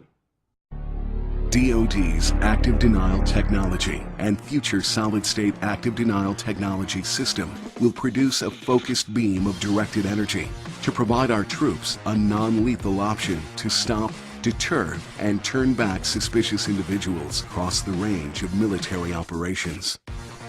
Active denial technology uses radio frequency millimeter waves at a frequency of 95 gigahertz. Traveling at the speed of light, the millimeter wave directed energy engages the subject, penetrating the skin to a depth of only about 1/64th of an inch.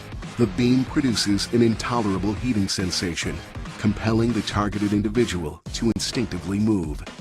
Applications include crowd control, perimeter security, patrol and convoy protection, and other defensive and offensive operations from both fixed site or mobile platforms.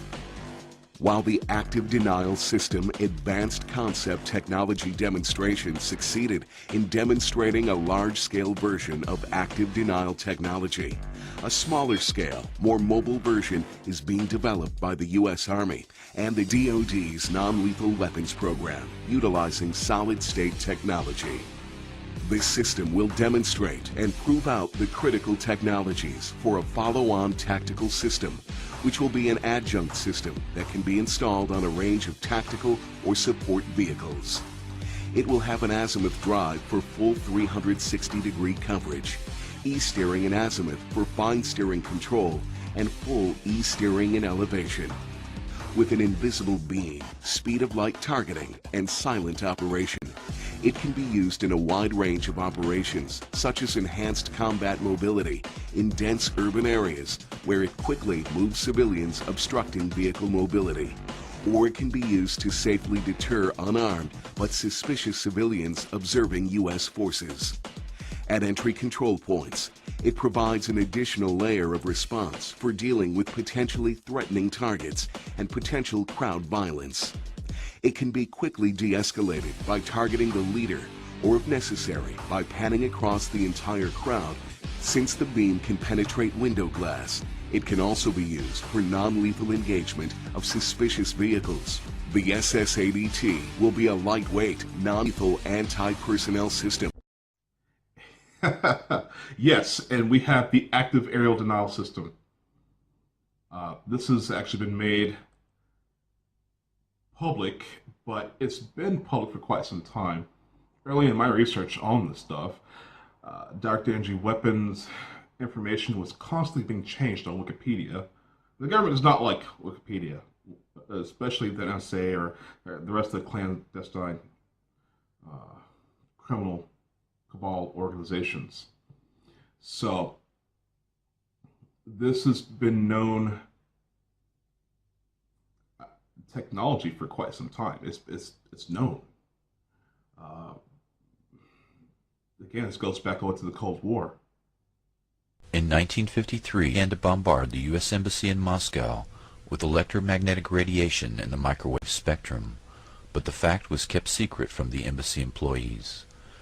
U.S. Ambassador Stossel contracted a blood disease, bleeding eyes, nausea, and eventually lymphoma. He and other employees eventually died as a result of the microwave attacks. Dr. Henry Kissinger sent a secret memo giving hazard pay to embassy personnel in the 1970s. Before the attacks, the USSR had met with the U.S. to try to head off an arms race in electromagnetic weapons, but were refused. It is possible that the U.S. government took advantage of the situation and used the embassy staff as microwave guinea pigs. The Department of Defense's Advanced Research Projects Agency, ARPA, set up a lab at Walter Reed Army Institute of Research and participated in Project Pandora.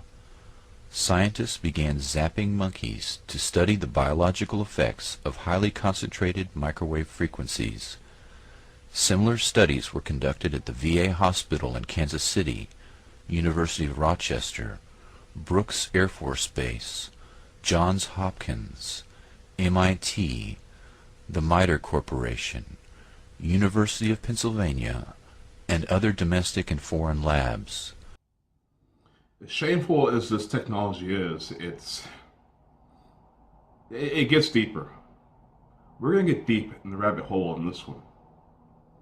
So the other applications for directed energy weapons, can you imagine what that could be?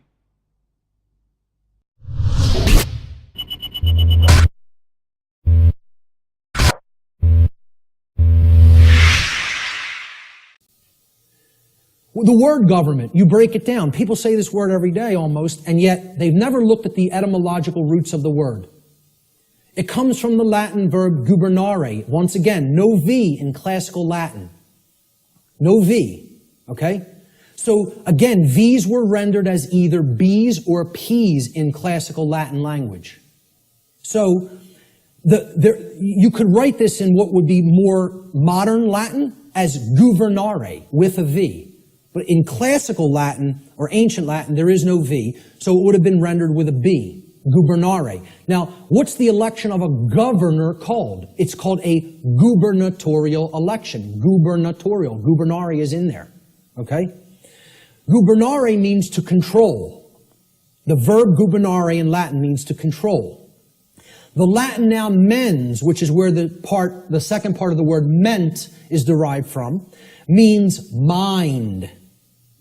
Okay?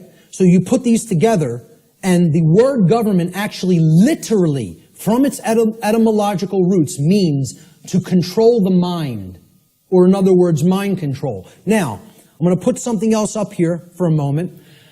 The etymological origin of the English suffix ment, M-E-N-T, is often debated in this etymological breakdown. All right? And I've gotten stuff about this constantly, and I've told people I'm not interested in hearing about it anymore. I know where this comes from. I know why the creators of the English language made it so. Made it like this. Okay?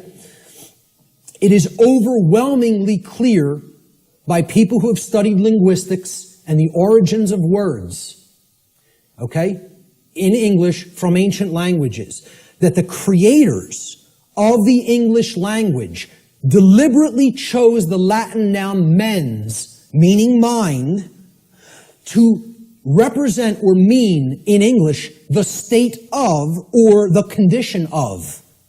And this was done in direct keeping with the first principle of natural law, as we've already discussed, the principle of mentalism, which demonstrates that in order for any particular thing, event, or circumstance, any state or condition to exist in manifested reality, it, as it currently does, which is known as the plane of effects, it must have first existed in the plane of causality, or the mental realm, the mind.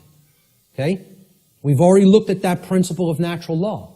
So, anything that ends in ment, the original etymological derivation means that it was made that way first by a state of mind which led to its creation in physical reality.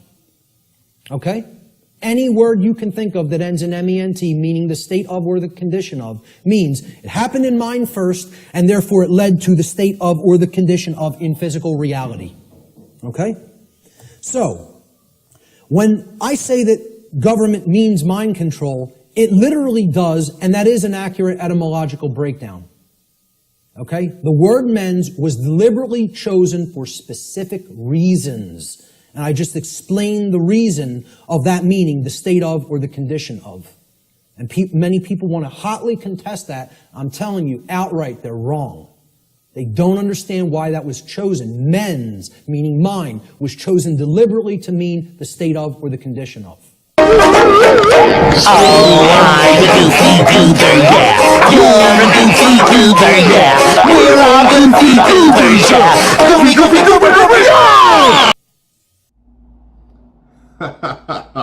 Yeah. Starting like some real tinfoil hat stuff right about now, huh? Yeah, well, you're gonna find these tinfoil hat wearing people knew something. But let's hear straight from the horse's mouth, shall we? So the point is, there is a relationship, and in fact, you must have this physical network operating to have the cyber network and electronic warfare. How we protect that network, as well as in terms of how we deal with our adversary, how we attack the network, is very important in terms of what we think about electronic warfare in the 21st century. We can also have cognitive effects. We know that we've had some discussions about the relationship of electronic warfare and information ops for a long time. I'd like to focus here on the influence operations, which is where we're talking about the employment of capabilities to alter behaviors. And so when we do this, we're trying to affect perceptions, we're trying to affect knowledge. We want to protect our own knowledge. We think about that as operational security, psychological operations, or military deception. You see a list there of EW capabilities that can support all of those different influence type operations. So electronic warfare is a means to conduct information operations, but it is not in and of itself information operations, because it can create physical effects and cyber effects as well. We know that EW is important for net-enabled operations. We sometimes have referred to this as command and control warfare, or C2 warfare. That's because it's the electromagnetic spectrum that ties together the sensor to the shooter. Okay, so there you have it, straight from the horse's mouth, just like I promised. This is really evil stuff. We pay our tax dollars for our own imprisonment. And it's the invisible prison, the matrix, in which it's being created for us. But The government's always been interested in mind control. Of course, that's what government means. But the research goes so far back since the electronic age began. A team is investigating certain common perceptions of the inner mind. We'll be taking a baseline recording first. Right now, they're looking at the electromagnetic brain patterns seen in people having the near-death experience. The research is led by Dr. Michael Persinger. Basically, at any given time, all experience is due to those portions of the brain that are most metabolically active. If we can simulate that by applying complex, meaningful magnetic fields to the brain, we can also induce those experiences.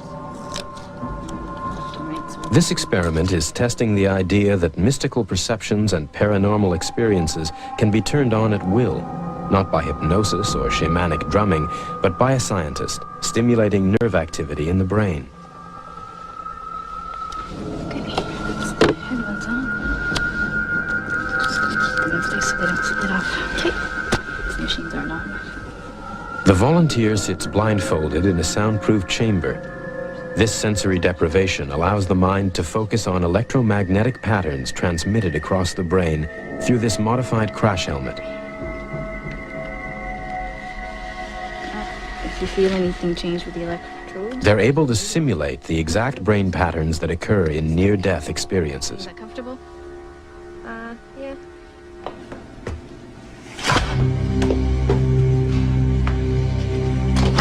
Dr. Persinger hopes the research will benefit psychotherapy.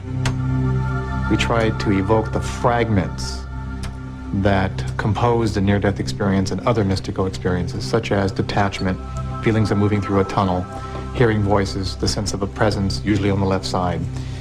Our major thrust is ultimately to apply this to dealing with things such as psychological depression. After a while, I remember feeling that there was someone else in the room with me, almost looking over my left shoulder. It was all I could do to not turn my head and want to look.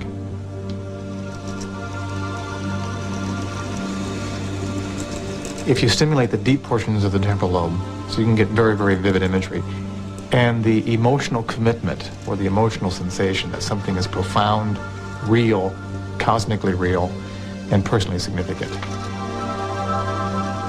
It's a male voice, but it's like really, really far away. As if you can just sort of like catch a tone. You can't really hear. You can tell that it's someone talking. You can distinguish that, but you can't make out any kind of words or anything like that.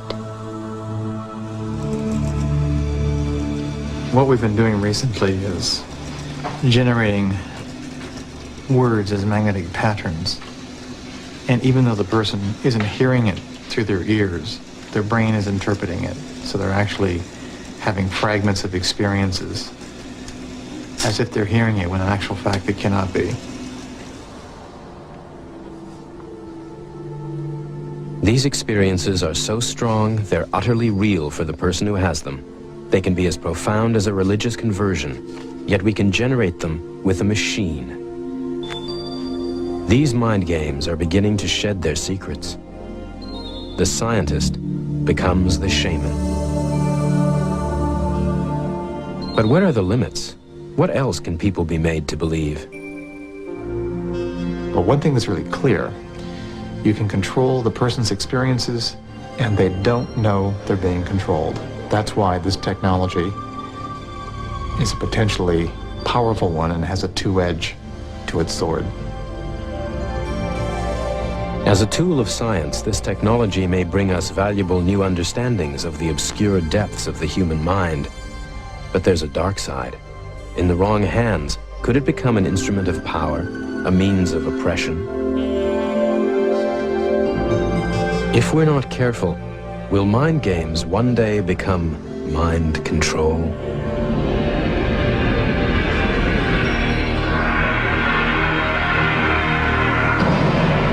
Dr. Persinger is saying is that virtually any mental state can be artificially injected into a human brain from an exterior source. The most frightening thing is that the means for doing this already exists in a fully operational form on a worldwide basis. Quote, "The power levels for these amplitudes are similar to those associated with the signals generated globally by radio and communication system. Within the last 2 decades, a potential has emerged which was improbable, but which is now marginally feasible. This potential is the technical capability to influence directly the major portion of the approximately 6 billion brains of the human species by generating neural information within a physical medium within which all members of the species are immersed." Unquote. Dr. Persinger's message, minus the jargon, is that the entire human race can be controlled through the use of electromagnetic influence piggyback on television and radio networks or other technological means. Okay, so there we have Dr. Michael Persinger, who is, well, mind-control scientist. And before I say anything else, you might want to check out his lecture called No More Secrets. You can find it on YouTube. And that will give you a little bit of a head start if you want to know what my next documentary, well, actually the last documentary we'll be covering, because I'm going to get to some other things before I get to that. The relationship of the cloud mind.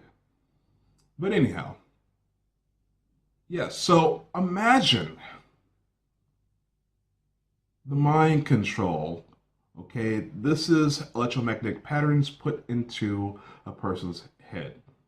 No words actually heard, but the information gets there, gets into the brain patterns. Injected memories. So we can safely assume that there's a lot of memory implantation being done to people around the world. As this stuff can be done on piggyback signals, your TV, cell phones, whatever, what have you, okay? These electromagnetic signals that adds patterns are subliminally brainwashing people around the world. Now, how would this be used?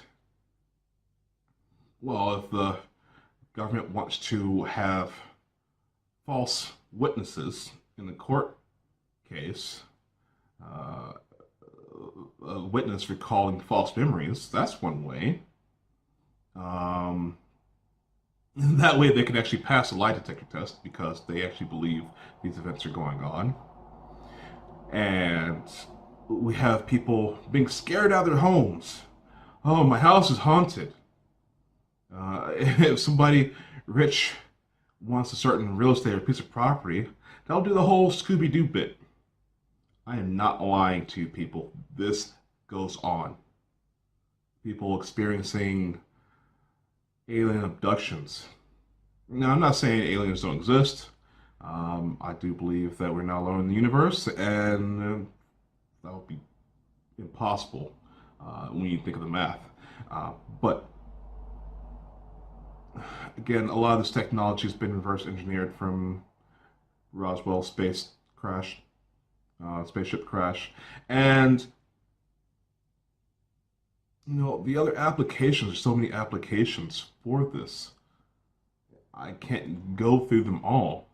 You know, this is Project Bluebeam technology. They want to fake an alien invasion with all the stuff they're setting up. I mean, they can do it. So, remember Michael Aquino, the government child trafficking pedophile? Well, he actually wrote something called Mind Wars. Let's hear a little bit about that. Now, the importance of these things, again, from a mind war, I was talking about these things as one of the psychons that we use in mind war. All of these frequencies take place at the sub-audio level, meaning that when these frequencies are being projected or broadcast, you could be in a room full of alpha, for example, and you wouldn't hear a thing. or you could be in a room full of beta and not hear a thing. These things are all below your auditory level, but, and this is the important point, the human brain resonates with these brain waves if they reach it externally, which they can not just through your ears, but through your skin, through your skull, any medium really. So if you have a bunch of grouchy people, to simplify this, and put them together in a room, and you want them to start cooperating and agreeing on something, first thing you do is switch on an electromagnetic generator and dial it to alpha and blanket the room with alpha. And without any of them really being aware of what's happened, they'll start relaxing and turning into a more positive frame of mind.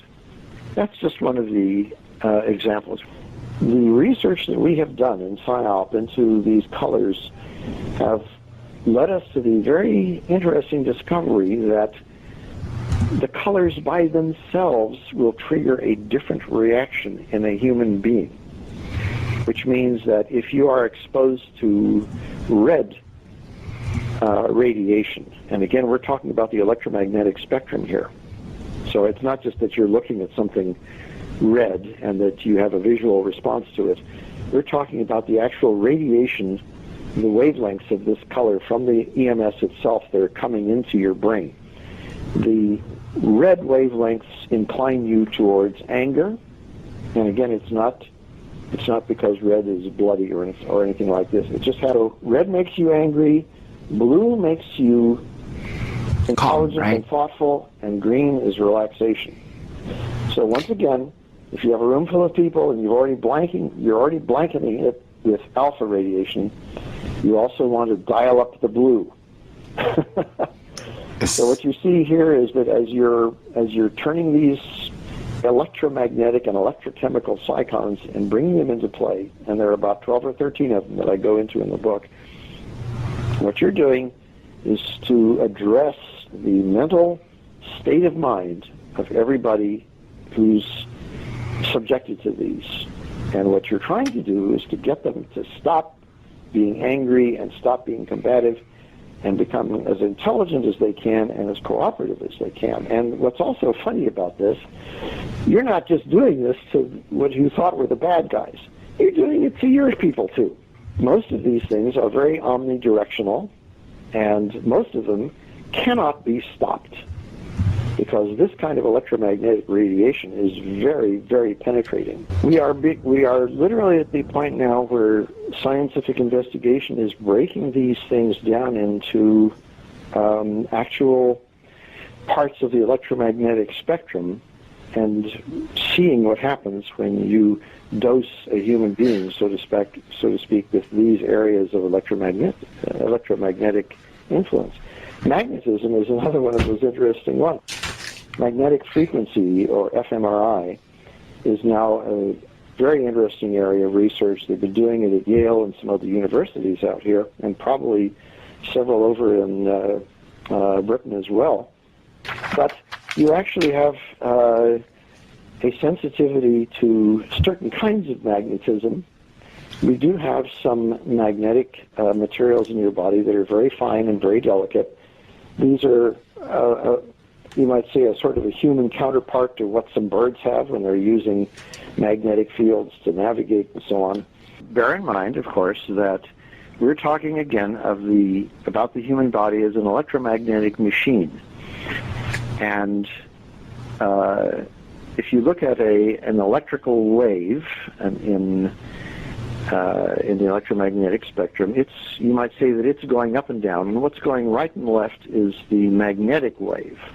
So for every electrical wave, there's a magnetic counterpart.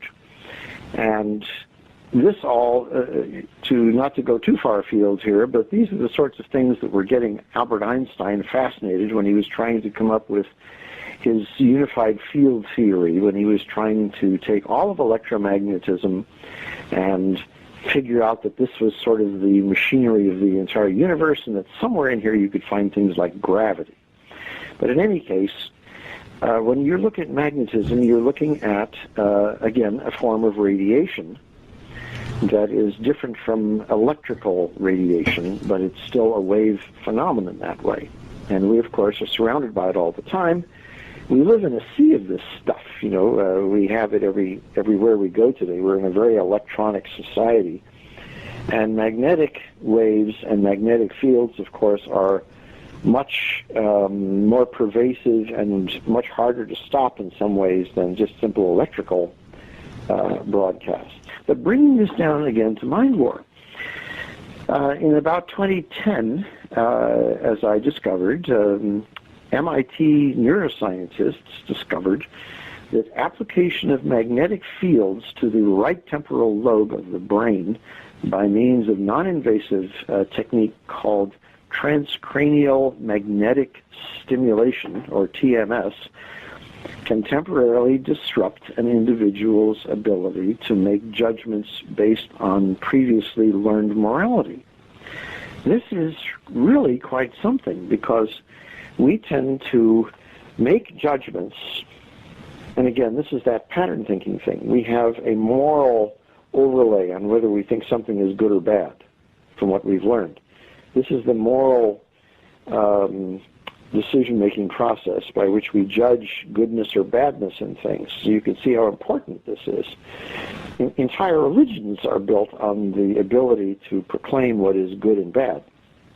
So if you can take an electromagnet and stick it next to somebody's head and switch it on, and suddenly you sort of poof this out of his decision-making process, you're going to have a human being who is faced with making decisions without there being any moral qualities to them whatever.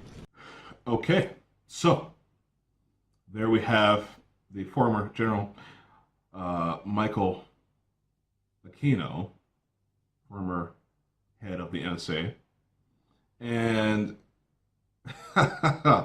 wow, the things they said and spoke so casually about, and on that note, the whole being casual about it is the conditioning. No, it's okay. Yeah, we've got this sort of stuff. No, we're the government. We're in good hands.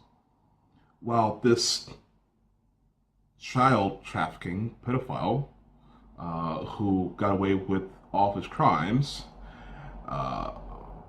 because he had a security clearance. That maybe because he also had mind control, but then again, I think the Piper used that on the children, you know what I mean. So, let's go on to the next point here.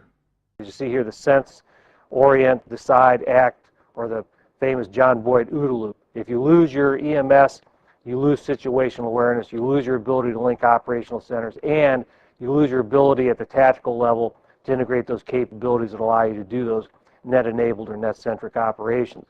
And from a command and control warfare standpoint, you can use electronic warfare to disrupt sensors, to manipulate the data, or degrade the systems completely, or completely degrade or eliminate the connectivity. So our ability to protect against that is important, and that's an important part of what we do in the electronic warfare business, but also that's a capability that we have in terms of how we might deal with an adversary. I have a list of fundamental EW principles. My intent here is not to read these principles to you, but to invite you to read it. It's in a paper that the Association of Old Crows has published on 21st century electronic warfare. Just want to highlight that we look at the electromagnetic spectrum as maneuver space, that we look at electronic warfare to create effects in the physical, informational, and cognitive domains, and that we do that by using electronic systems to control electromagnetic spectrum. We are advocating that we not only worry about electronic attack and electronic protect, but nowadays we must think about the electromagnetic spectrum control, and we need to add that to our list of elements along with electronic warfare support. We want to remind ourselves that electronic warfare provides freedom of action in all domains, and it's critical to the ability to do cyberspace operations, because the physical networks on which the cyber networks ride are protected by electronic warfare or can be attacked through electronic warfare operations. Okay, so in this electronic warfare scenario, it's all about information. information. The best definition for mind control is the control of information, or control of the flow of information. If you can destroy or manipulate cyber components, computers, whatnot, and I want to stress this point because a lot of people have been framed for having, let's say, secret information, secret documents that were not supposed to be in their hands. This is how they get the good agents who want to talk about things and want to go to the media, and they will scoop up these good people, a few good people in the government who want to protect the country. And they'll scoop these people up. They will get geniuses on the computer, people who have great skills that they want to use. What do, they attack these people, put child porn on the computer, have FBI kick down the door, 10 minutes later, and then they've got a scenario of, okay, work for us or we'll put you in prison for the rest of your life. They don't want any hackers out there that can challenge this system. So, I mean, again, implantation of information wherever they see fit, so they can use it, whether it's on your computer or in your very mind. So, well, let's go further into it. General Mike Aquino wrote From PSYOP to Mind War with Colonel Paul E. Vallely, The Psychology of Victory. He discusses the use of psychotronic weapons or electronic weapons that influence the mind. Capitulation could be induced without firing a shot by using signals piggybacked on broadcasts of radio, TV, microwave communications to influence through subliminal suggestion, holograms, voice-to-skull and silent sound technologies to manipulate the feelings and thoughts of the target population. Behavior modification is a key component of peace enforcement, and modification will be directed at the American people. Okay, yeah. So I want to go ahead and say a few things about the signals. Now, there are so many terminologies for this stuff. The radiation, many forms of radiation that they use can be modulated to do anything they want it to do. And a term that people should use is psychoactive signals, because a psychoactive signal is a signal that interfaces with the mind. So these are psychoactive signals, and there are many forms. I'm telling you, any of the frequency spectrums, microwave to radio to all the way down to high frequency, low frequency, extreme low frequency, ELF. You've heard that terminology, ELF. That's going to show itself back in my documentary, so that's going to be something that you can hear a lot. So let's start in with the science. Dr. Alan Fry, a biophysicist at GE's Advanced Electronics Center, Cornell University, and a contractor for the Office of Naval Research, discovered in 1958 that the auditory system responds to electromagnetic energy in a portion of the radio frequency spectrum at low power densities, well below that necessary for biological damage. The human auditory system and a table radio, he said, may be 1 order of magnitude apart in sensitivity in a portion of the radio frequency spectrum. Fry proposed stimulating the nervous system without the damage caused by electrodes. He wrote 2 papers, Microwave Auditory Effect and the Applications, and Human Auditory Response to Modulated Electromagnetic Energy. Dr. Fry's work had obvious implications for covert operations. He synchronized pulse microwaves with the myocardial rhythm of a frog's heart. The heart stopped beating. Dr. Fry had perfected the induction of heart seizures by beamed electromagnetics. He microwaved cats and found that stimulation of the hypothalamus had a powerful effect on emotions.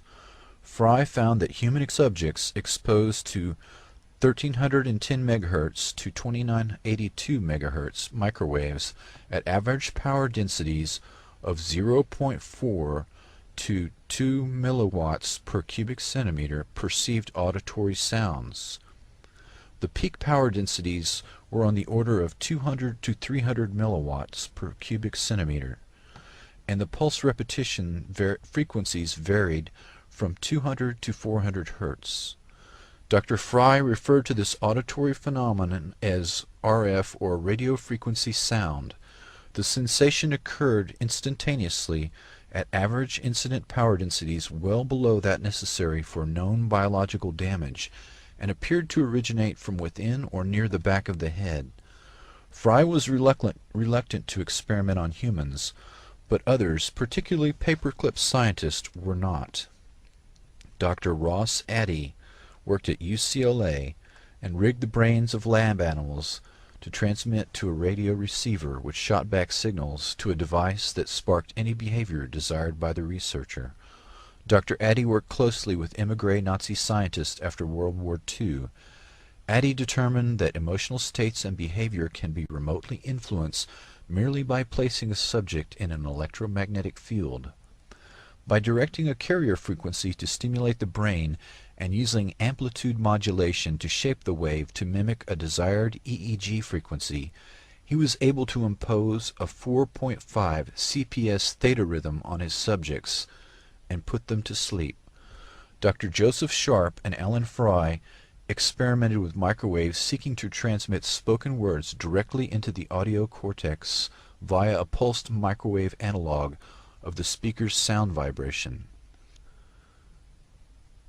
Indeed, Fry's work in this field, dating back to 1960, gave rise to the so-called Fry effect, which is now more commonly referred to as microwave hearing. Within the Pentagon, this ability is known as artificial telepathy.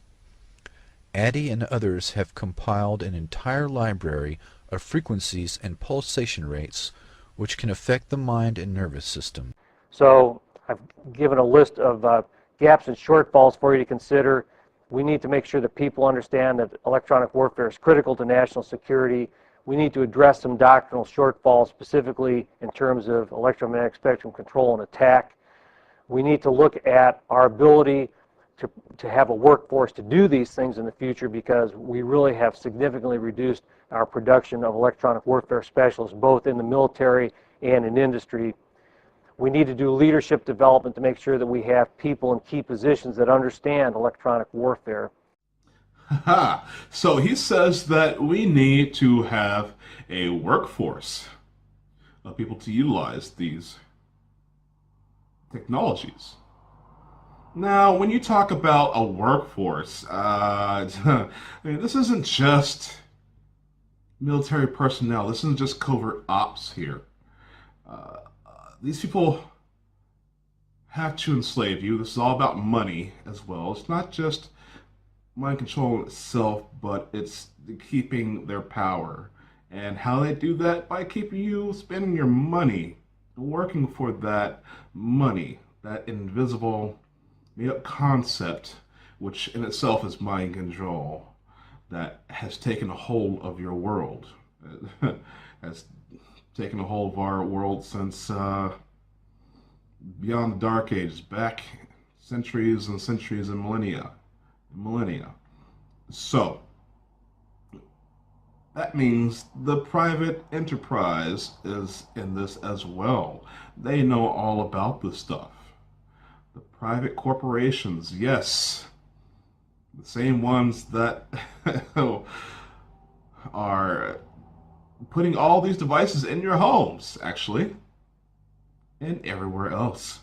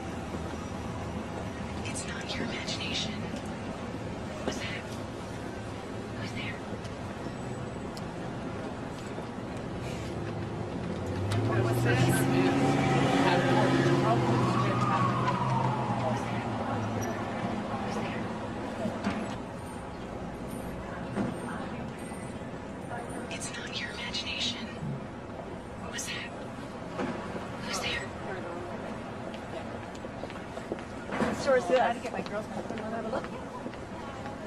It's not your imagination. What's that? Who's there?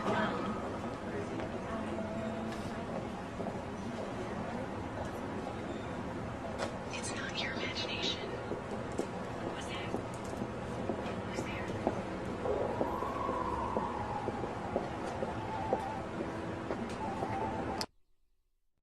there? Our conscience. It's what helps us choose right from wrong, good from bad, and fair trade bananas from the rest. So to convince shoppers that all good fair trade bananas were the way to go, we became that inner voice, literally. We used a new sound device called the Audio Spotlight. Unlike a regular speaker, the Audio Spotlight emits a narrow, high-frequency beam of sound. Because its audio is focused, it's heard by you and you alone. Like that voice in your head. We positioned this device over a floor sticker in store, and when shoppers stood on it, they heard their own private message. No one else heard a thing. Here's how it worked. Hi, you can hear me, can't you? You're the only one. Look around. No one else can. See? Know who I am? I'm that inner voice. I want to talk to you about something. Fair trade. Look at them all. Those bananas in front of you. Which should you buy? I know. And you do too. They're all good bananas. They're the only fair trade ones. So now you know which ones to choose? Make a good choice. Man, it was so weird, but it was real cool. Like, it sounded like there was a voice actually in my head. It was, I can't really explain it. It was awesome. Yeah, how did they do it? Kind of freaked me out a little bit. I felt like someone was inside my head. Can I go on this again?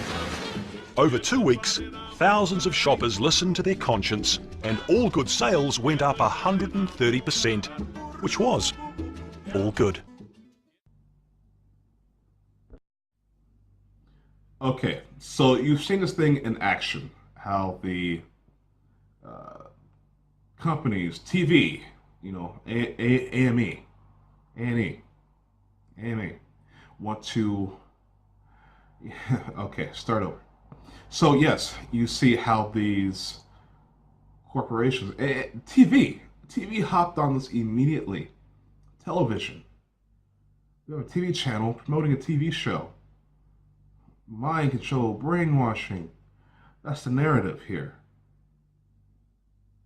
So, not to be so much of conspiracy theory here, or even though it's conspiracy fact. Again, I'm more about the science. So let's dig in. Let's dig into the science.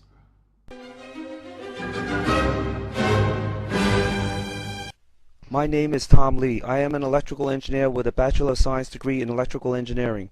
I have graduate studies in electrophysics with 41 years of experience in the design and development of satellites, RF, microwave, digital, electronics, and antennas, and computer programming and repairs. I want to present to the public this technical information on the design and development of RF hearing or microwave hearing, spying, and electronic biological weapons, also known as EBW, satellite systems. This information is from my professional and personal experience. For the balance of this presentation, I will refer to RF hearing or microwave hearing as RF hearing. The following figures depict the various technological concepts that are used to create a satellite system that can be used for spying, RF hearing, voice and sound generation, and electronic biological weapons generation. It will enable the reliable generation of a voice directly into the inner ear from a transmitted RF signal on demand. Figure 1 shows the equivalent circuit of an inner ear. The R is an equivalent biological resistance of the inner ear. The 0 and 180 degree phase shifted tone and voice modulated radar RF hearing voice signals are cancelled out across R, the biological resistance, leaving the electrical voice signal to go to the brain for hearing. Figure 2 shows the 0 phase and 180 degree phase shifted tone and voice modulated radar RF hearing voice signals hitting the targeted victim to generate the audio and voice sounds in the inner ear. Figure 3 shows two voice modulated radar RF signals. One is at 0 RF phase and the other is phase shifted 180 degrees. When they are added, the RF portion of the voice modulated RF signal is cancelled and only the voice remains for hearing. The mathematics used to analyze these waveforms is simple high school trigonometry. Figure 4 shows an experimental setup to demonstrate the SPY radar RF signals that can be used to reflect out the vibrations from the vocal cords or throat to spy on conversations from a remote location. In this case, when used in a satellite, it can be approximately 250,000 feet or higher for low-altitude orbital satellites or 24,000 miles high for geosynchronous satellites. It will also pick up and reflect out of the body other biological information such as eye information for video, subvocal recognition, which is essentially mind reading, and more information such as computer data can be accessed remotely, and it can hunt for submerged nuclear submarines. This is all mentioned in the remainder of the presentation. Please observe all safety precautions. This is an electronic biological weapon. Any risk encountered will be the responsibility of the user. All transmissions of RF signals will require FCC approval and appropriate operator licensing. Maximum RF exposure as specified by the FCC is 0.2 milliwatts per square centimeter for 30 minutes of exposure time. Figure 5 shows an experimental test setup that will generate a tone or voice in the head and inner ear from a pair of tone or voice modulated radar RF hearing voice signals. Two identical audio tone or voice modulated RF signals with one of them RF phase shifted 180 degrees are both transmitted into the targeted victim's head. The two RF signals are then phase cancelled in the inner ear. The remaining electrical audio tone and electrical voice signal will be heard in the inner ear. Figure 6 shows a simpler, less expensive experimental test setup to use than that of Figure 5. Figure 7 shows how this spy and tracking signal RF hearing voice generation electronic biological weapon radar satellite system is implemented. This two-satellite radar system is called a bistatic radar system. When not used as a radar, spy, RF hearing, tracking, or EBW satellite, it is used as a standard communication satellite. It is very deceptive in its total capability. Please read the balance of this presentation. It is very lengthy and may be boring to most, but it contains very important details.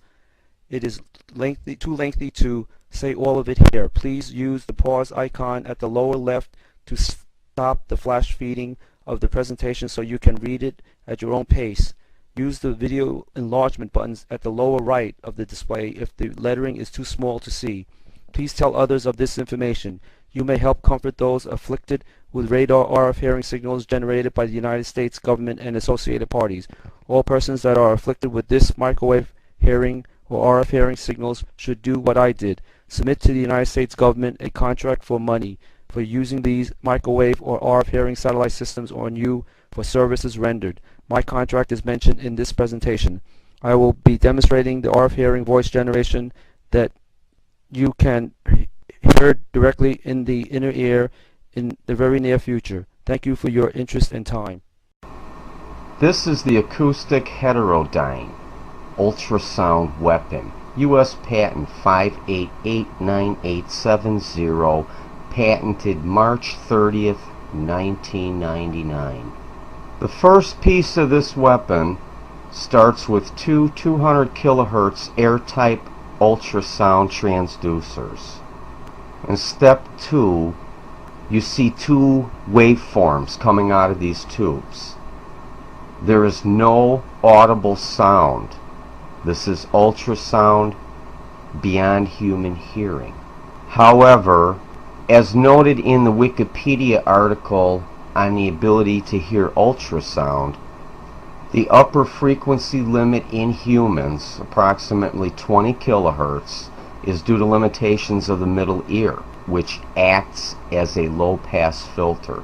Ultrasonic hearing can occur if ultrasound is fed directly into the skull bone and reaches the cochlea through bone conduction without passing through the middle ear. So that is very much like the microwave hearing effect that does not pass through your ear but is bounced off the skull. Also, take note of the other thing I highlighted. It is the fact that children can hear some high-pitched sounds that older adults cannot hear. Now, number 3, you see one signal is pure 200 kilohertz sound. And here in 4, the other signal from the other tube is nominal 200 kilohertz, but it's frequency modulated by voice or other audible range input.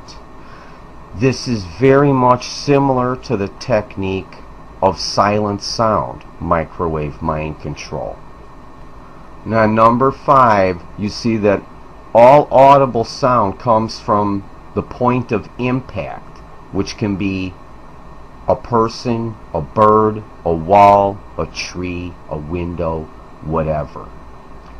This technology can be used to drive people crazy. Now, the signal in 4 that is carried by the pure 200 kilohertz sound coming from the other tube, this can also carry ultrasonic hypnosis, resulting in undetectable hypnotic effects. See also U.S. Patent 5356368 by Robert A. Monroe, October 18, 1994. Method of and apparatus for inducing desired states of consciousness. There are several related patented technologies using microwaves and ultrasound that this acoustic heterodyne can also be used for.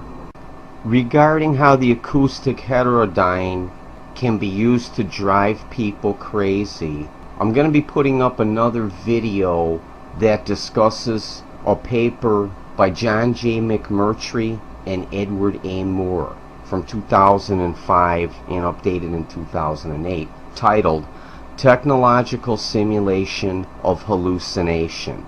And this paper details how the ultrasound and microwave weapons are used so that the government can have people declared crazy.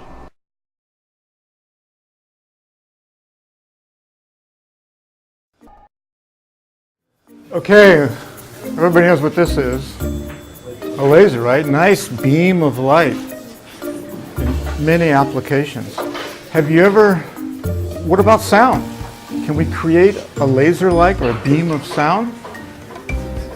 Well, it's very hard to do. And the reason it's hard to do is that typical sound wavelengths are like this big. And long wavelengths bend. They bend around objects. If you have two people on either side of a barrier here, an opaque barrier, they can't see each other, but they can hear each other, right?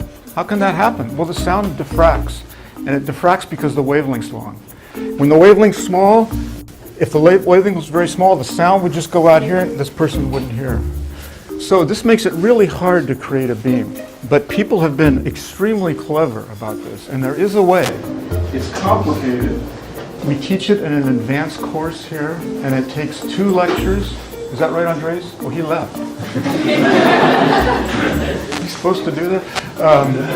Yeah, so I'm going to try to give you just a basic, make this really simple. This is called an audio spotlight, and it's only $2,000. And you know who paid for it?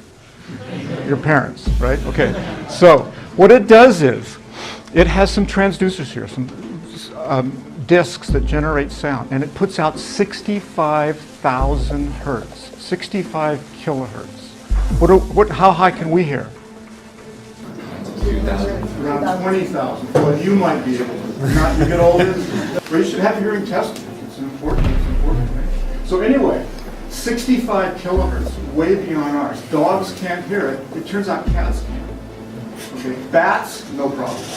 They're typically, they go up to 100,000 hertz. All right? So we can't hear this. It's going, I haven't turned it on yet. When I do, it's going to blast out a 65 kilohertz beam. Because the wavelength is so small, it doesn't spread. Because 65 kilohertz has a wavelength like that. So it's going to be, in that sense, similar to a laser. It just comes right out as a beam. Now, how do we make that audible? Well, they put a modulation on top of the 65 kilohertz. There's a modulation. And now, here's the next thing I have to tell you. That 65 kilohertz is very high amplitude. It won't hurt you, we don't think. Okay? You certainly can't hear it, and we don't think it'll hurt you. And it's very high amplitude. And what happens when you have two sound waves like this, sound plus sound can create sound, but only at high amplitudes. At low amplitudes, sound waves just travel right through each other. You may be sort of familiar with this. But at high amplitudes, you can create sound. So what happens in this apparatus is, the audio sound, the sound that you're going to hear, is actually created in the beam, not here. And because it's created in the beam, and it stays in the beam, we have a beam of sound. So let me demonstrate this for you. Let me turn it on. And I'm going to find the piece of music that we like. Yeah. You may not like it. The Eagles? Yes. You like the Eagles? Yes. Okay, good. Oh, we have a friendly audience this year. Yeah. I think they're just saying that to make us feel better. Right. All right.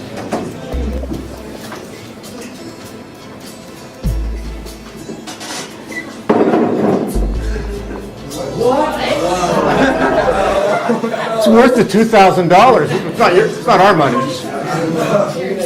Now, the sound that you're hearing is being created in this beam. It almost sounds like it's coming from your head. So let me try to scan the whole audience here so everybody gets to hear this. Absolutely remarkable. Pete, are you getting it?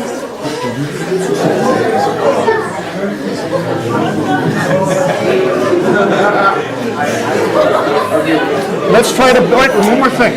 Let's try to bounce it off the wall. Raise your hand if you can very clearly hear it. I'm going to try to bounce it off the wall. Look at where the hands are raised. So the science is there, okay? I don't know how many people on this planet has been admitted to a hospital, to a psych ward, because they were hearing voices. How many of these people lost their family's inheritance? How many people didn't get to be a witness in a court case? How many of these people didn't get to do whatever it is they were supposed to do? How many people lost out on their lives being guinea pigs to this sort of stuff?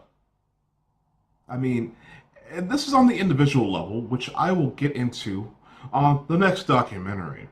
But I want to show you people how the experimentation is going on in large populations. Because this isn't just crowd control. They want to be as subtle as they can be.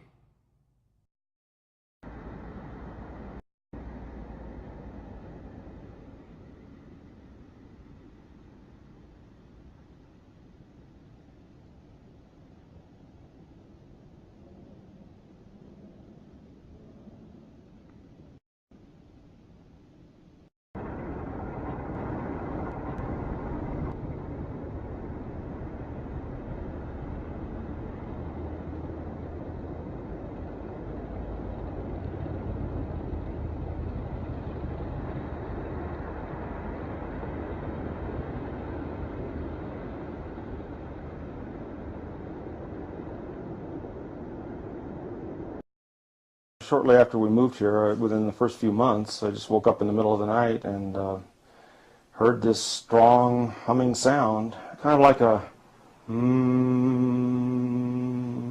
just a steady hum. I'm not sure of the exact pitch, it's kind of low. Not unlike a refrigerator sounds. From what I've heard is some people can hear it, some people can't. Some people, like, it rattles their teeth. and stuff, and like drives them insane, and some people hear it and doesn't bother them. I've heard interesting theories about it, like that there's underground engines here that power like Los Alamos and secret military installations around here. You know, when I live off in the middle of nowhere, and I listened for it, but I've never heard it.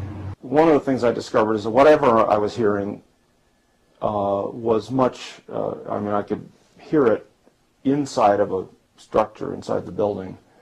I couldn't hear it outside.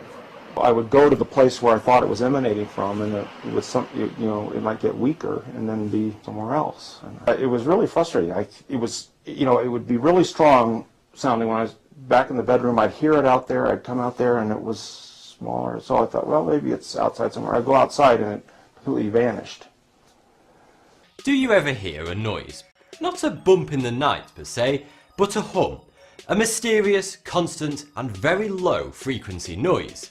If so, you may be one of an estimated 2% of the global population that can hear the hum. The hum is the name given to an ominous and very mysterious deep rumbling noise that can reportedly be heard by thousands of individuals across the globe. It apparently sounds like a very low-pitched rumbling sound, kind of like a diesel engine truck idling in the distance. But no matter how hard people search, no one has been able to locate the source of the sound. It sounds like it's coming from all directions equally. Some say it even comes from the sky. This is a recording of the hum made in Taos, New Mexico.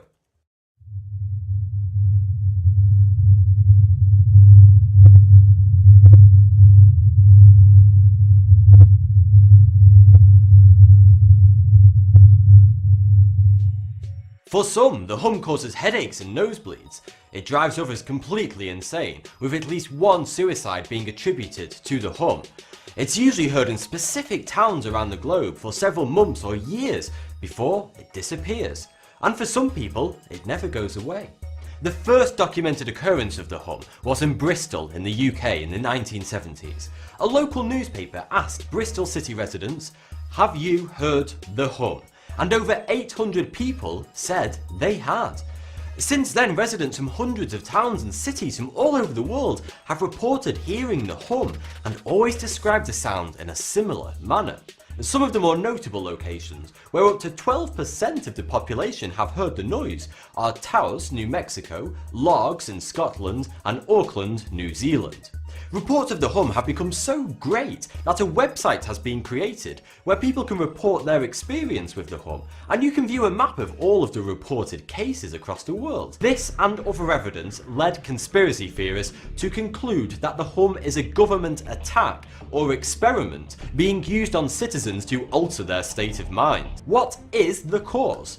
Have animals learnt how to hum and are playing a gigantic practical joke on us puny humans? Is God bored? Or is it just tinnitus? The hum is most commonly heard by people aged between 55 and 70. So one instantly thinks it's the medical condition tinnitus. You know how your granny is always complaining about a ringing noise that isn't actually there, except for that one time you turned her hearing aid up to maximum. That was pretty bad of you. But if the cause is tinnitus, shouldn't the spread of people who've reported hearing the hum be evenly distributed across the globe? After all, tinnitus doesn't favour certain regions, but the hum is usually reported by clusters of people around specific locations. Also, new research carried out recently in Cambridge, England, suggests that the source of the hum is external, not internal, which is what hum sufferers have always argued. In 1978, a story in the Eugene Register-Guard announced the discovery of a mysterious radio signal that had been beaming the entire town of Eugene, Oregon for several years. The article begins, "A powerful radio signal that may be affecting human health has been monitored in several Eugene locations, and in the air 3,000 feet above the city. The source of the radio signal is unknown." By the time the headline appeared, University of Oregon industrial hygienist Marshall Van Oort had been attempting to get public health and federal agencies involved for months, with claims that many Eugene residents were suffering a wide array of health issues, including headaches, insomnia, coordination problems, ear and throat problems, and more.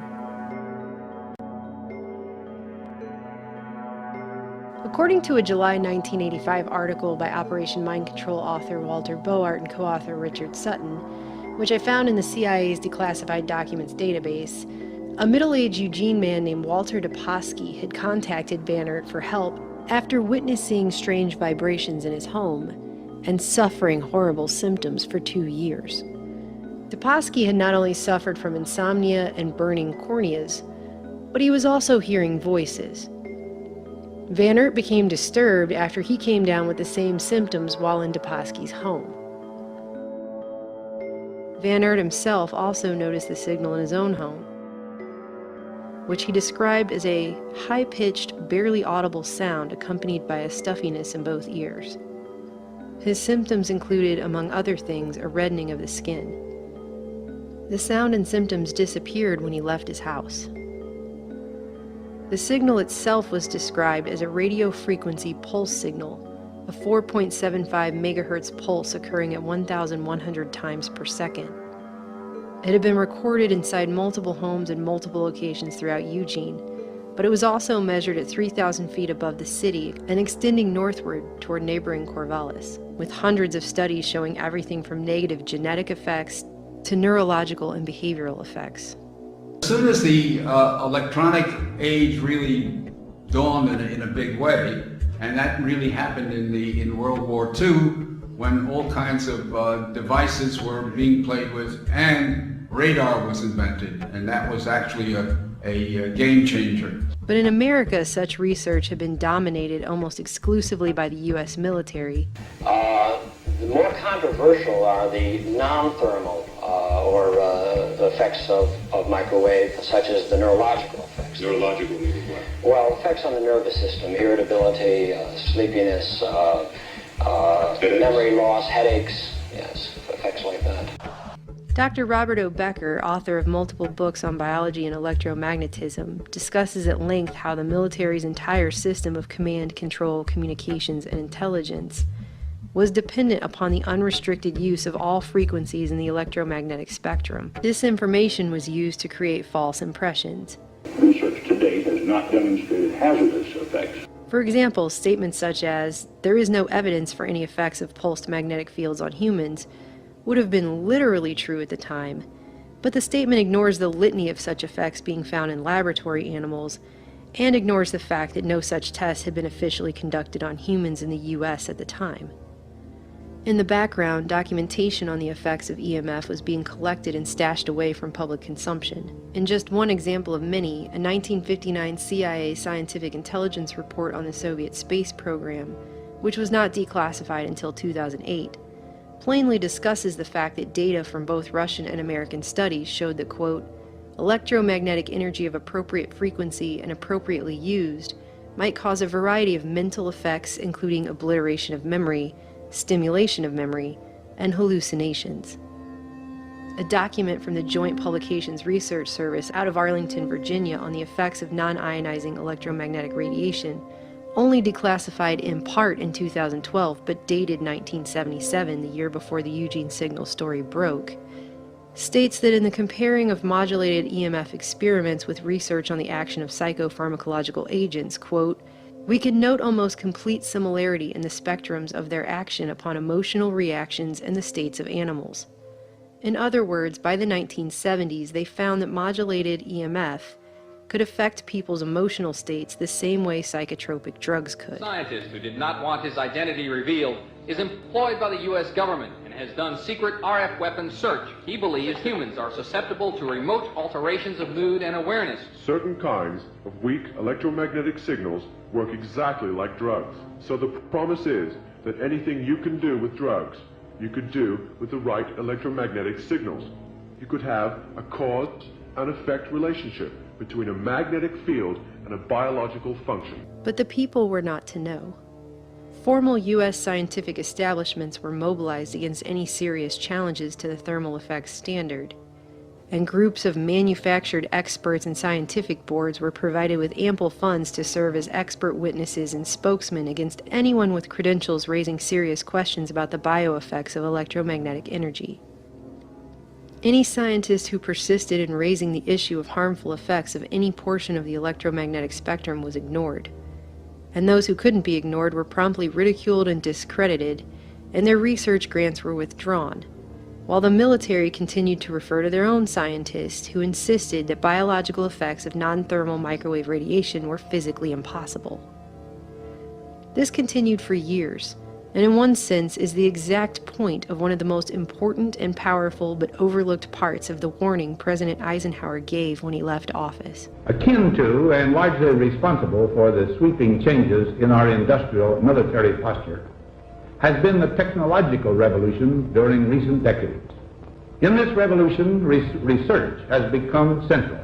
A steadily increasing share is conducted for, by, or at the direction of the federal government. We must also be alert to the equal and opposite danger that public policy could itself become the captive of a scientific, technological elite. Interestingly, one of the people that Van Oort turned to for help in measuring the Eugene signal was a man named Clifford Schrock, a Tektronix Inc. engineer who, it is pointed out in the article, just so happened to write portions of the CIA and NSA's manuals on the use of radio equipment for debugging. Schrock also reported incurring a sudden splitting headache for no other apparent reason while he was taking his Eugene signal measurements, but he refused to admit that it could be caused by the frequency.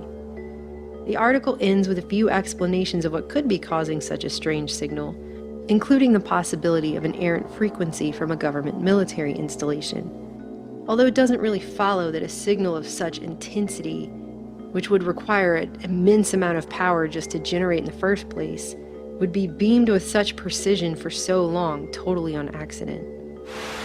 In your opinion, what are the odds of this being accidental? That this town just okay. Zero. Below zero. I mean, if that takes an extremely large amount of power, then that suggests to me that somebody would have to know that that was happening, and there's no way that that could just be some errant coincidence. It had to be military. Because really, I mean, that's the only entity. It had to be a government entity. I mean, the resources just to maintain it and run it are enormous. Two things are worth noting here. First, and this will come into play later, Tektronix has taken millions in contracts with the Navy. The Moscow signal ceased the same year that an even more powerful signal began being picked up all over the world. A powerful 10 Hz signal emanating from a giant over-the-horizon radar in Ukraine that the Soviet Union was beaming at North America. It interfered with television and radio communications all over the world, and due to the noise it made, it came to be known as the woodpecker. Broadcast by a number of high-powered radio transmitters operating deep in the Soviet Union since July 4th, 1976. Speculation that the signal was an attempt at causing widespread neurological or behavioral effects were officially denied. Though the official Defense Department explanation of the woodpecker is that it is an over-the-horizon radar designed to track U.S. missile launches, some scientists suspect that the woodpecker is designed to interfere with human brain function. As far as I'm concerned, the potential that this has for producing a direct psychoactive effect upon the total American population is there. Has never been disproven. Dr. Robert Becker is a pioneer in the field of bioeffects of electromagnetism. Signal range within which the woodpecker operates is that which has been reported by many investigators to produce a tranquilizing effect upon animals. Despite attributing the signal to the Navy transmitter in Dixon, apparently dubbed the Dixon Duck, the Eugene signal remains a mystery to this day. So what really happened in Eugene? Was it a test? And if so, what was the goal? We drove out to the Dixon facility the unidentified radio signal in Eugene had been traced back to. It was something to behold. A large field filled with dozens of spokes sticking up out of the ground, much like upside-down metal teepees everywhere. At some point after the Eugene signal ended, 2 Gwyn towers were also erected on the site. Interestingly, the year after the Eugene signal was detected, the Navy decommissioned the base and contracted it out. Today it is run by a defense contractor based out of Rome, New York, the same town where the government's Tri-Services program, which helped establish the microwave safe exposure standard, was also based. Unexpectedly, the housing on the abandoned transmitter base was not empty. Further research revealed that the Dixon Migrant Center was relocated to the abandoned U.S. Navy housing adjoining the radio transmitter facility on Radio Station Road back in 1984. Today, these migrants are surrounded by these radio transmitters 24/7, literally in their backyard. In The Body Electric, Becker briefly mentions the Eugene signal, stating that many engineers who studied it concluded it was a manifestation of the woodpecker, and that it was being directed to Eugene by means of a Tesla magnifying transmitter, a device designed by Nikola Tesla during his turn-of-the-century wireless experiments near Pikes Peak, which enables a radio signal to be beamed through the Earth to any desired point on the surface. He goes on to provide evidence that the woodpecker signal may have served a dual purpose, outwardly a submarine link, but with the added bonus of an experimental attack on the American people. Becker refers to the whole business as looking more and more like an undeclared electromagnetic war, one that had been going on for decades, if it isn't still going on today. The disruption to our brain function from ever-growing layer upon layer of cumulative and chronic electromagnetic fields is fragmenting us continually. All of them have had this vibration in their homes. It was measured. It was on record. They did find the actual signal itself as causing that, but they still said, well, it's not in a range that causes issues, so there's nothing to see here. Go home. And I don't even see how that could be possible to say with a straight face or at all. Yeah, absolutely. You know, just because you can't see the wind doesn't mean that it doesn't do damage, you know? Because microwaves then were used as weapons, as they are today. It is a perfect stealth weapon. And when governments don't like a group of people, for instance, the ladies who protest at Greenham Common in England about the American missile base they camped, they were microwaved. What are some of the medical problems that could occur from chronic exposure to microwaves? There are a whole host of medical problems. First of all, there's been a lot of work to show that the neurasthenic syndrome, which in our country we would call the anxiety state, is produced by chronic exposure to microwaves. And so, there you have it, ladies and gentlemen. It's not just one or two people. It's entire populations, entire areas. Okay? If an entire town can say they hear something, well, something's going on, don't you think? Again, the symptoms. The symptoms are everywhere. The sicknesses, the feeling okay in one spot and not another. And I really can't say too much more about this because I won't have anything else to say in the next documentary as I go over the victims' side of the story on this aspect. So the thing is that these people are telling us everything. Everything's an open conspiracy.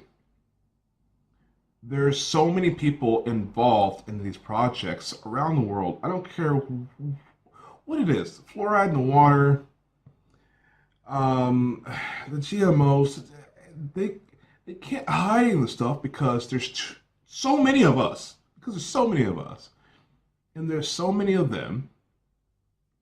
It takes a large workforce of people to commit these crimes. So what do they have to do? They have to make it seem like, oh, it's not a crime. Oh, we're doing this. We're the government. It's okay. Oh, no, it's good for you. And they really don't want to talk about something.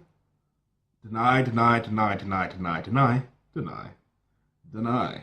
Huh. Yeah, wouldn't it be helpful to have all these things spread across the domain? These people, in their terminology, they want this technology across the world. Domains, domains, domains. They have actually shown you they don't believe in domains. They don't mind crossing boundaries. There are no domains. They want the full spectrum dominance. So as they are going to have this spread across all domains, how is it that they're going to do it and us not notice it? Have you ever been driving along the highway and noticed a rather odd-looking tree sticking up above the rest? What kind of tree do you think that is? It's a pine tree. It's a pine tree? It looks like it anyway. It's not a tree. What do you think it is? I think it's disguised as a tree. It should have more leaves coming down further, like a real evergreen tree. What you're looking at is actually a cell phone tower. Many communities have decided that this is easier on the eyes than one of these. No one really wants that visual pollution. There are certain cities that now have required all the new towers that are being built to be disguised.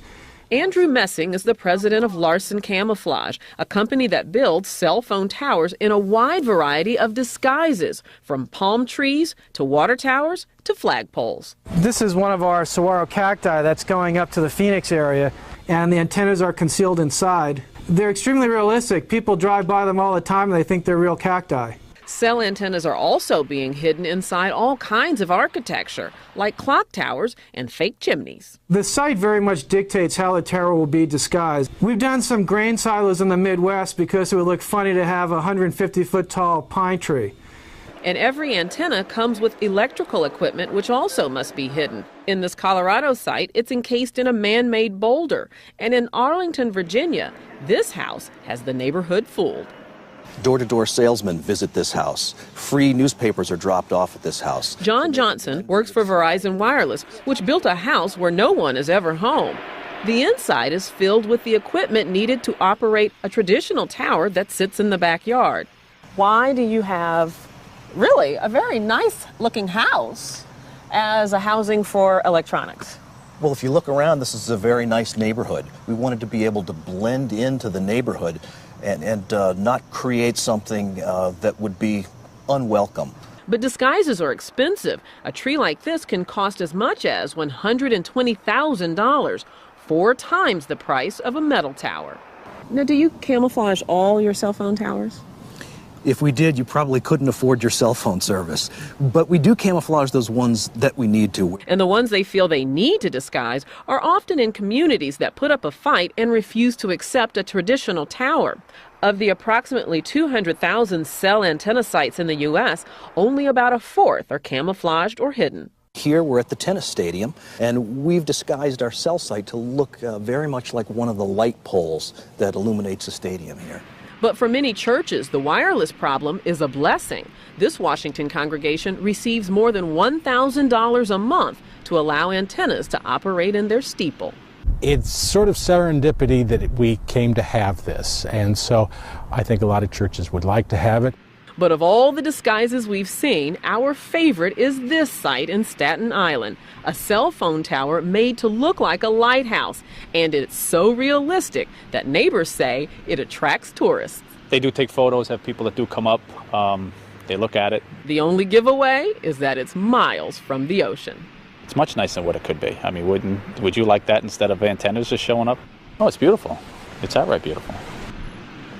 And you guys, you know what? With text messaging and video streaming on the rise, wireless companies will continue to be very busy building more towers. And if they do it the way they hope to do it, you won't even notice them. Yeah, ladies and gentlemen, this is real. This is real. Hey, you clicked on the link, okay? You fell down the rabbit hole. You want to know what's going on? You found it. Okay? You found all of it. So, the thing about mind control and covert warfare, no one has to know that's going on. Someone asked me one time, how is it can you tell if you're under mind control? How would you be able to tell? Well, you can't unless you have something that sticks out, okay, that says otherwise. How do you know you're under mind control from a frequency tower or a frequency antenna when it looks like a cactus? Out of sight, out of mind. And I don't know how these people are getting away with having these facilities disguised as homes. I mean, think about it. You're going to go to McDonald's, right? Well, if you're going to go to McDonald's, you got to know what the McDonald's looks like, right? McDonald's can't just all of a sudden start selling hamburgers out of houses. There are codes, there are regulations, there are identifiers across the board. This is a restaurant. This is a restaurant. You're going to get hamburgers here, right? Everybody sees Golden Arches, right? How are you going to have houses? And I don't want to hear this crap about, well, they look ugly. And so make them into art projects. I don't care. Paint them, make them look pretty. That's a lame excuse for when the population does understand what's going on, and we all storm and try to destroy the infrastructure. Yeah, we'll be burning and tearing down towers, but what about the stuff we don't see? The homes, the Christmas trees, the churches. And don't get me started on the churches, people. The churches are getting paid to have these towers installed into the top of their buildings, or, you know, the huge crosses out in the landscapes around the churches. Now imagine you're in church and you hear God telling you to do something. Is anybody awake yet? Is anybody seeing what's going on here? Does anybody see what's going on here? So let's hear the last words from the Colonel here.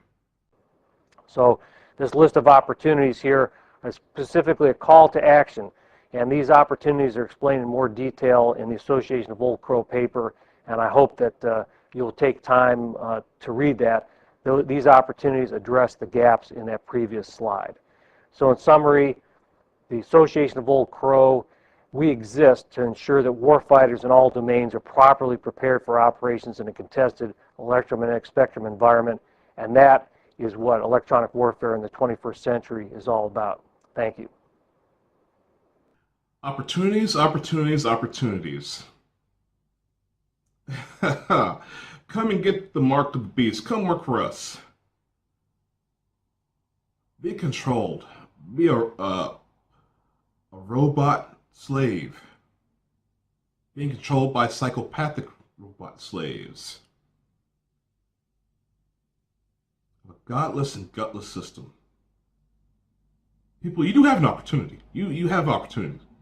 You have an opportunity to get educated, to get active, and to get militant before it's too late.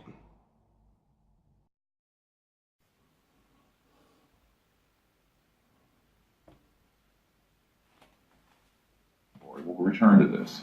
There's another category, and this is more difficult to understand, and that is electromagnetic assets. And these include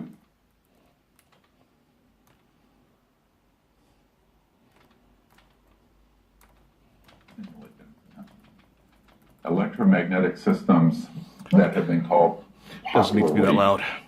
Electronic warfare systems. We'll return to this. There's another category, and this is more difficult to understand, and that is electromagnetic assets. And these include electromagnetic systems that could optically, like a very advanced hologram, simulate an event. Electromagnetic systems that have been called popularly electronic warfare systems that are psychotronic and radionic that interface with consciousness and thought. and electromagnetic systems that can affect large segments of the population when targeted. Now, these began to be developed quite in an advanced fashion by the 40s and 50s. And by 1956, it had been accomplished to the point of state-of-the-art. Now, I want to talk about another level of this, and this is a more complex one than what I've shared. And that is the electromagnetic systems, human-controlled, that affect consciousness in the human experience. Back in 1994, I met a man who headed up a research and development effort in the 50s. And he had developed an electronic system so that you could put on a headset and alter anyone, not a trained psychic, but anyone, so that they could remote view through consciousness to the field of mind any place on Earth. He offered this system to me as the director of CSETI, the Center for the Study of Extraterrestrial Intelligence, because our prime mission is to create a time of universal peace and open contact. And we use remote viewing, but we use the more innate capability, meditative faculties, as you probably know. And I said, no, I don't want that, because that's going to lend itself to being misused. And he says, you're very wise. It has been misused. So after he developed it, the CIA set up a front company, I believe he called it Alphametric Corporation, that bought this technology and then took it in subterranean and has been developing it ever since. So he said, we developed this so well that we can target somebody with an electromagnetic field that has embedded in it like a script or a hologram or a series of experiences, like a lucid dream. And that person will believe it's real.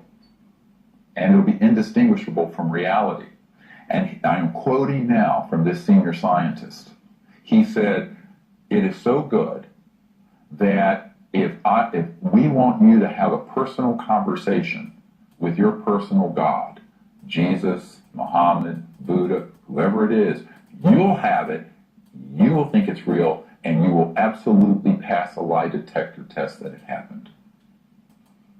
That's how good it is. Now, that was fully operational in 1956, 60 years ago. So now you combine that with the conventional stuff like MK Ultra. Everybody knows the song. Muse, the rock group did a song called MK Ultra. But the MK Ultra stands for mind control, K like German control. And it was acknowledged CIA program. It came out during the Senator Church hearings back some years ago in the 70s, I believe. And they were using, what they acknowledged through those hearings was they were using LSD and other things to do mind control. The part of it that did not get acknowledged in the church hearings on Capitol Hill is what I'm discussing now. That was kept secret. And that's the electromagnetic systems. Some people call these radionic and psychotronic systems that can affect consciousness. They can also affect biological systems. They can induce cancers. They can induce heart attacks. They can do a lot of nasty stuff with these weapons. And they have. So just be aware that that level, this is now going into a deeper level of operational capability than, let's say, these anti-gravity crap. Because now you combine this with chemical hallucinogenic systems, electromagnetic mind-altering targeting systems, the stagecraft of programmed life forms, or small people who are made up to look like an ET, and boy, can you fool a lot of folks. A whole group of people I have here who have come forward with these electromagnetic weapon systems and how innocent people have been victimized, targeted by them. And being one of those people, and I've been someone who has been targeted with these systems, I can tell you that if you know they exist, you won't be fooled by them. If you don't know they exist, you will. This is why, in the Vedas it says knowledge is the greatest purifier. If we have knowledge. Ever been followed home at night by a bright star? UAV drone. Have you ever felt like you are being watched? Energy spectrum surveillance. Have you ever heard a buzz in your brain and ringing in your ear? Satellite EEG brain entrainment. Have you ever felt like someone is reading your thoughts? Remote neural monitoring. Have you ever heard voices in your head that were not your own? Voice to skull. Have you ever heard these voices repeat themselves unending? Synthetic audio harassment. Known someone driven mad by the voices till they killed people? CIA, NSA on shelf shooters. We are just people. We are brothers and sisters, fathers and mothers. We are young and old alike. We come from every walk of life and every corner of the world. We are just people. Yet, through all of our diversity, we have found common ground. We stand united as one and divided by zero. The Red Pill Hardcore exposes the truth with the answers.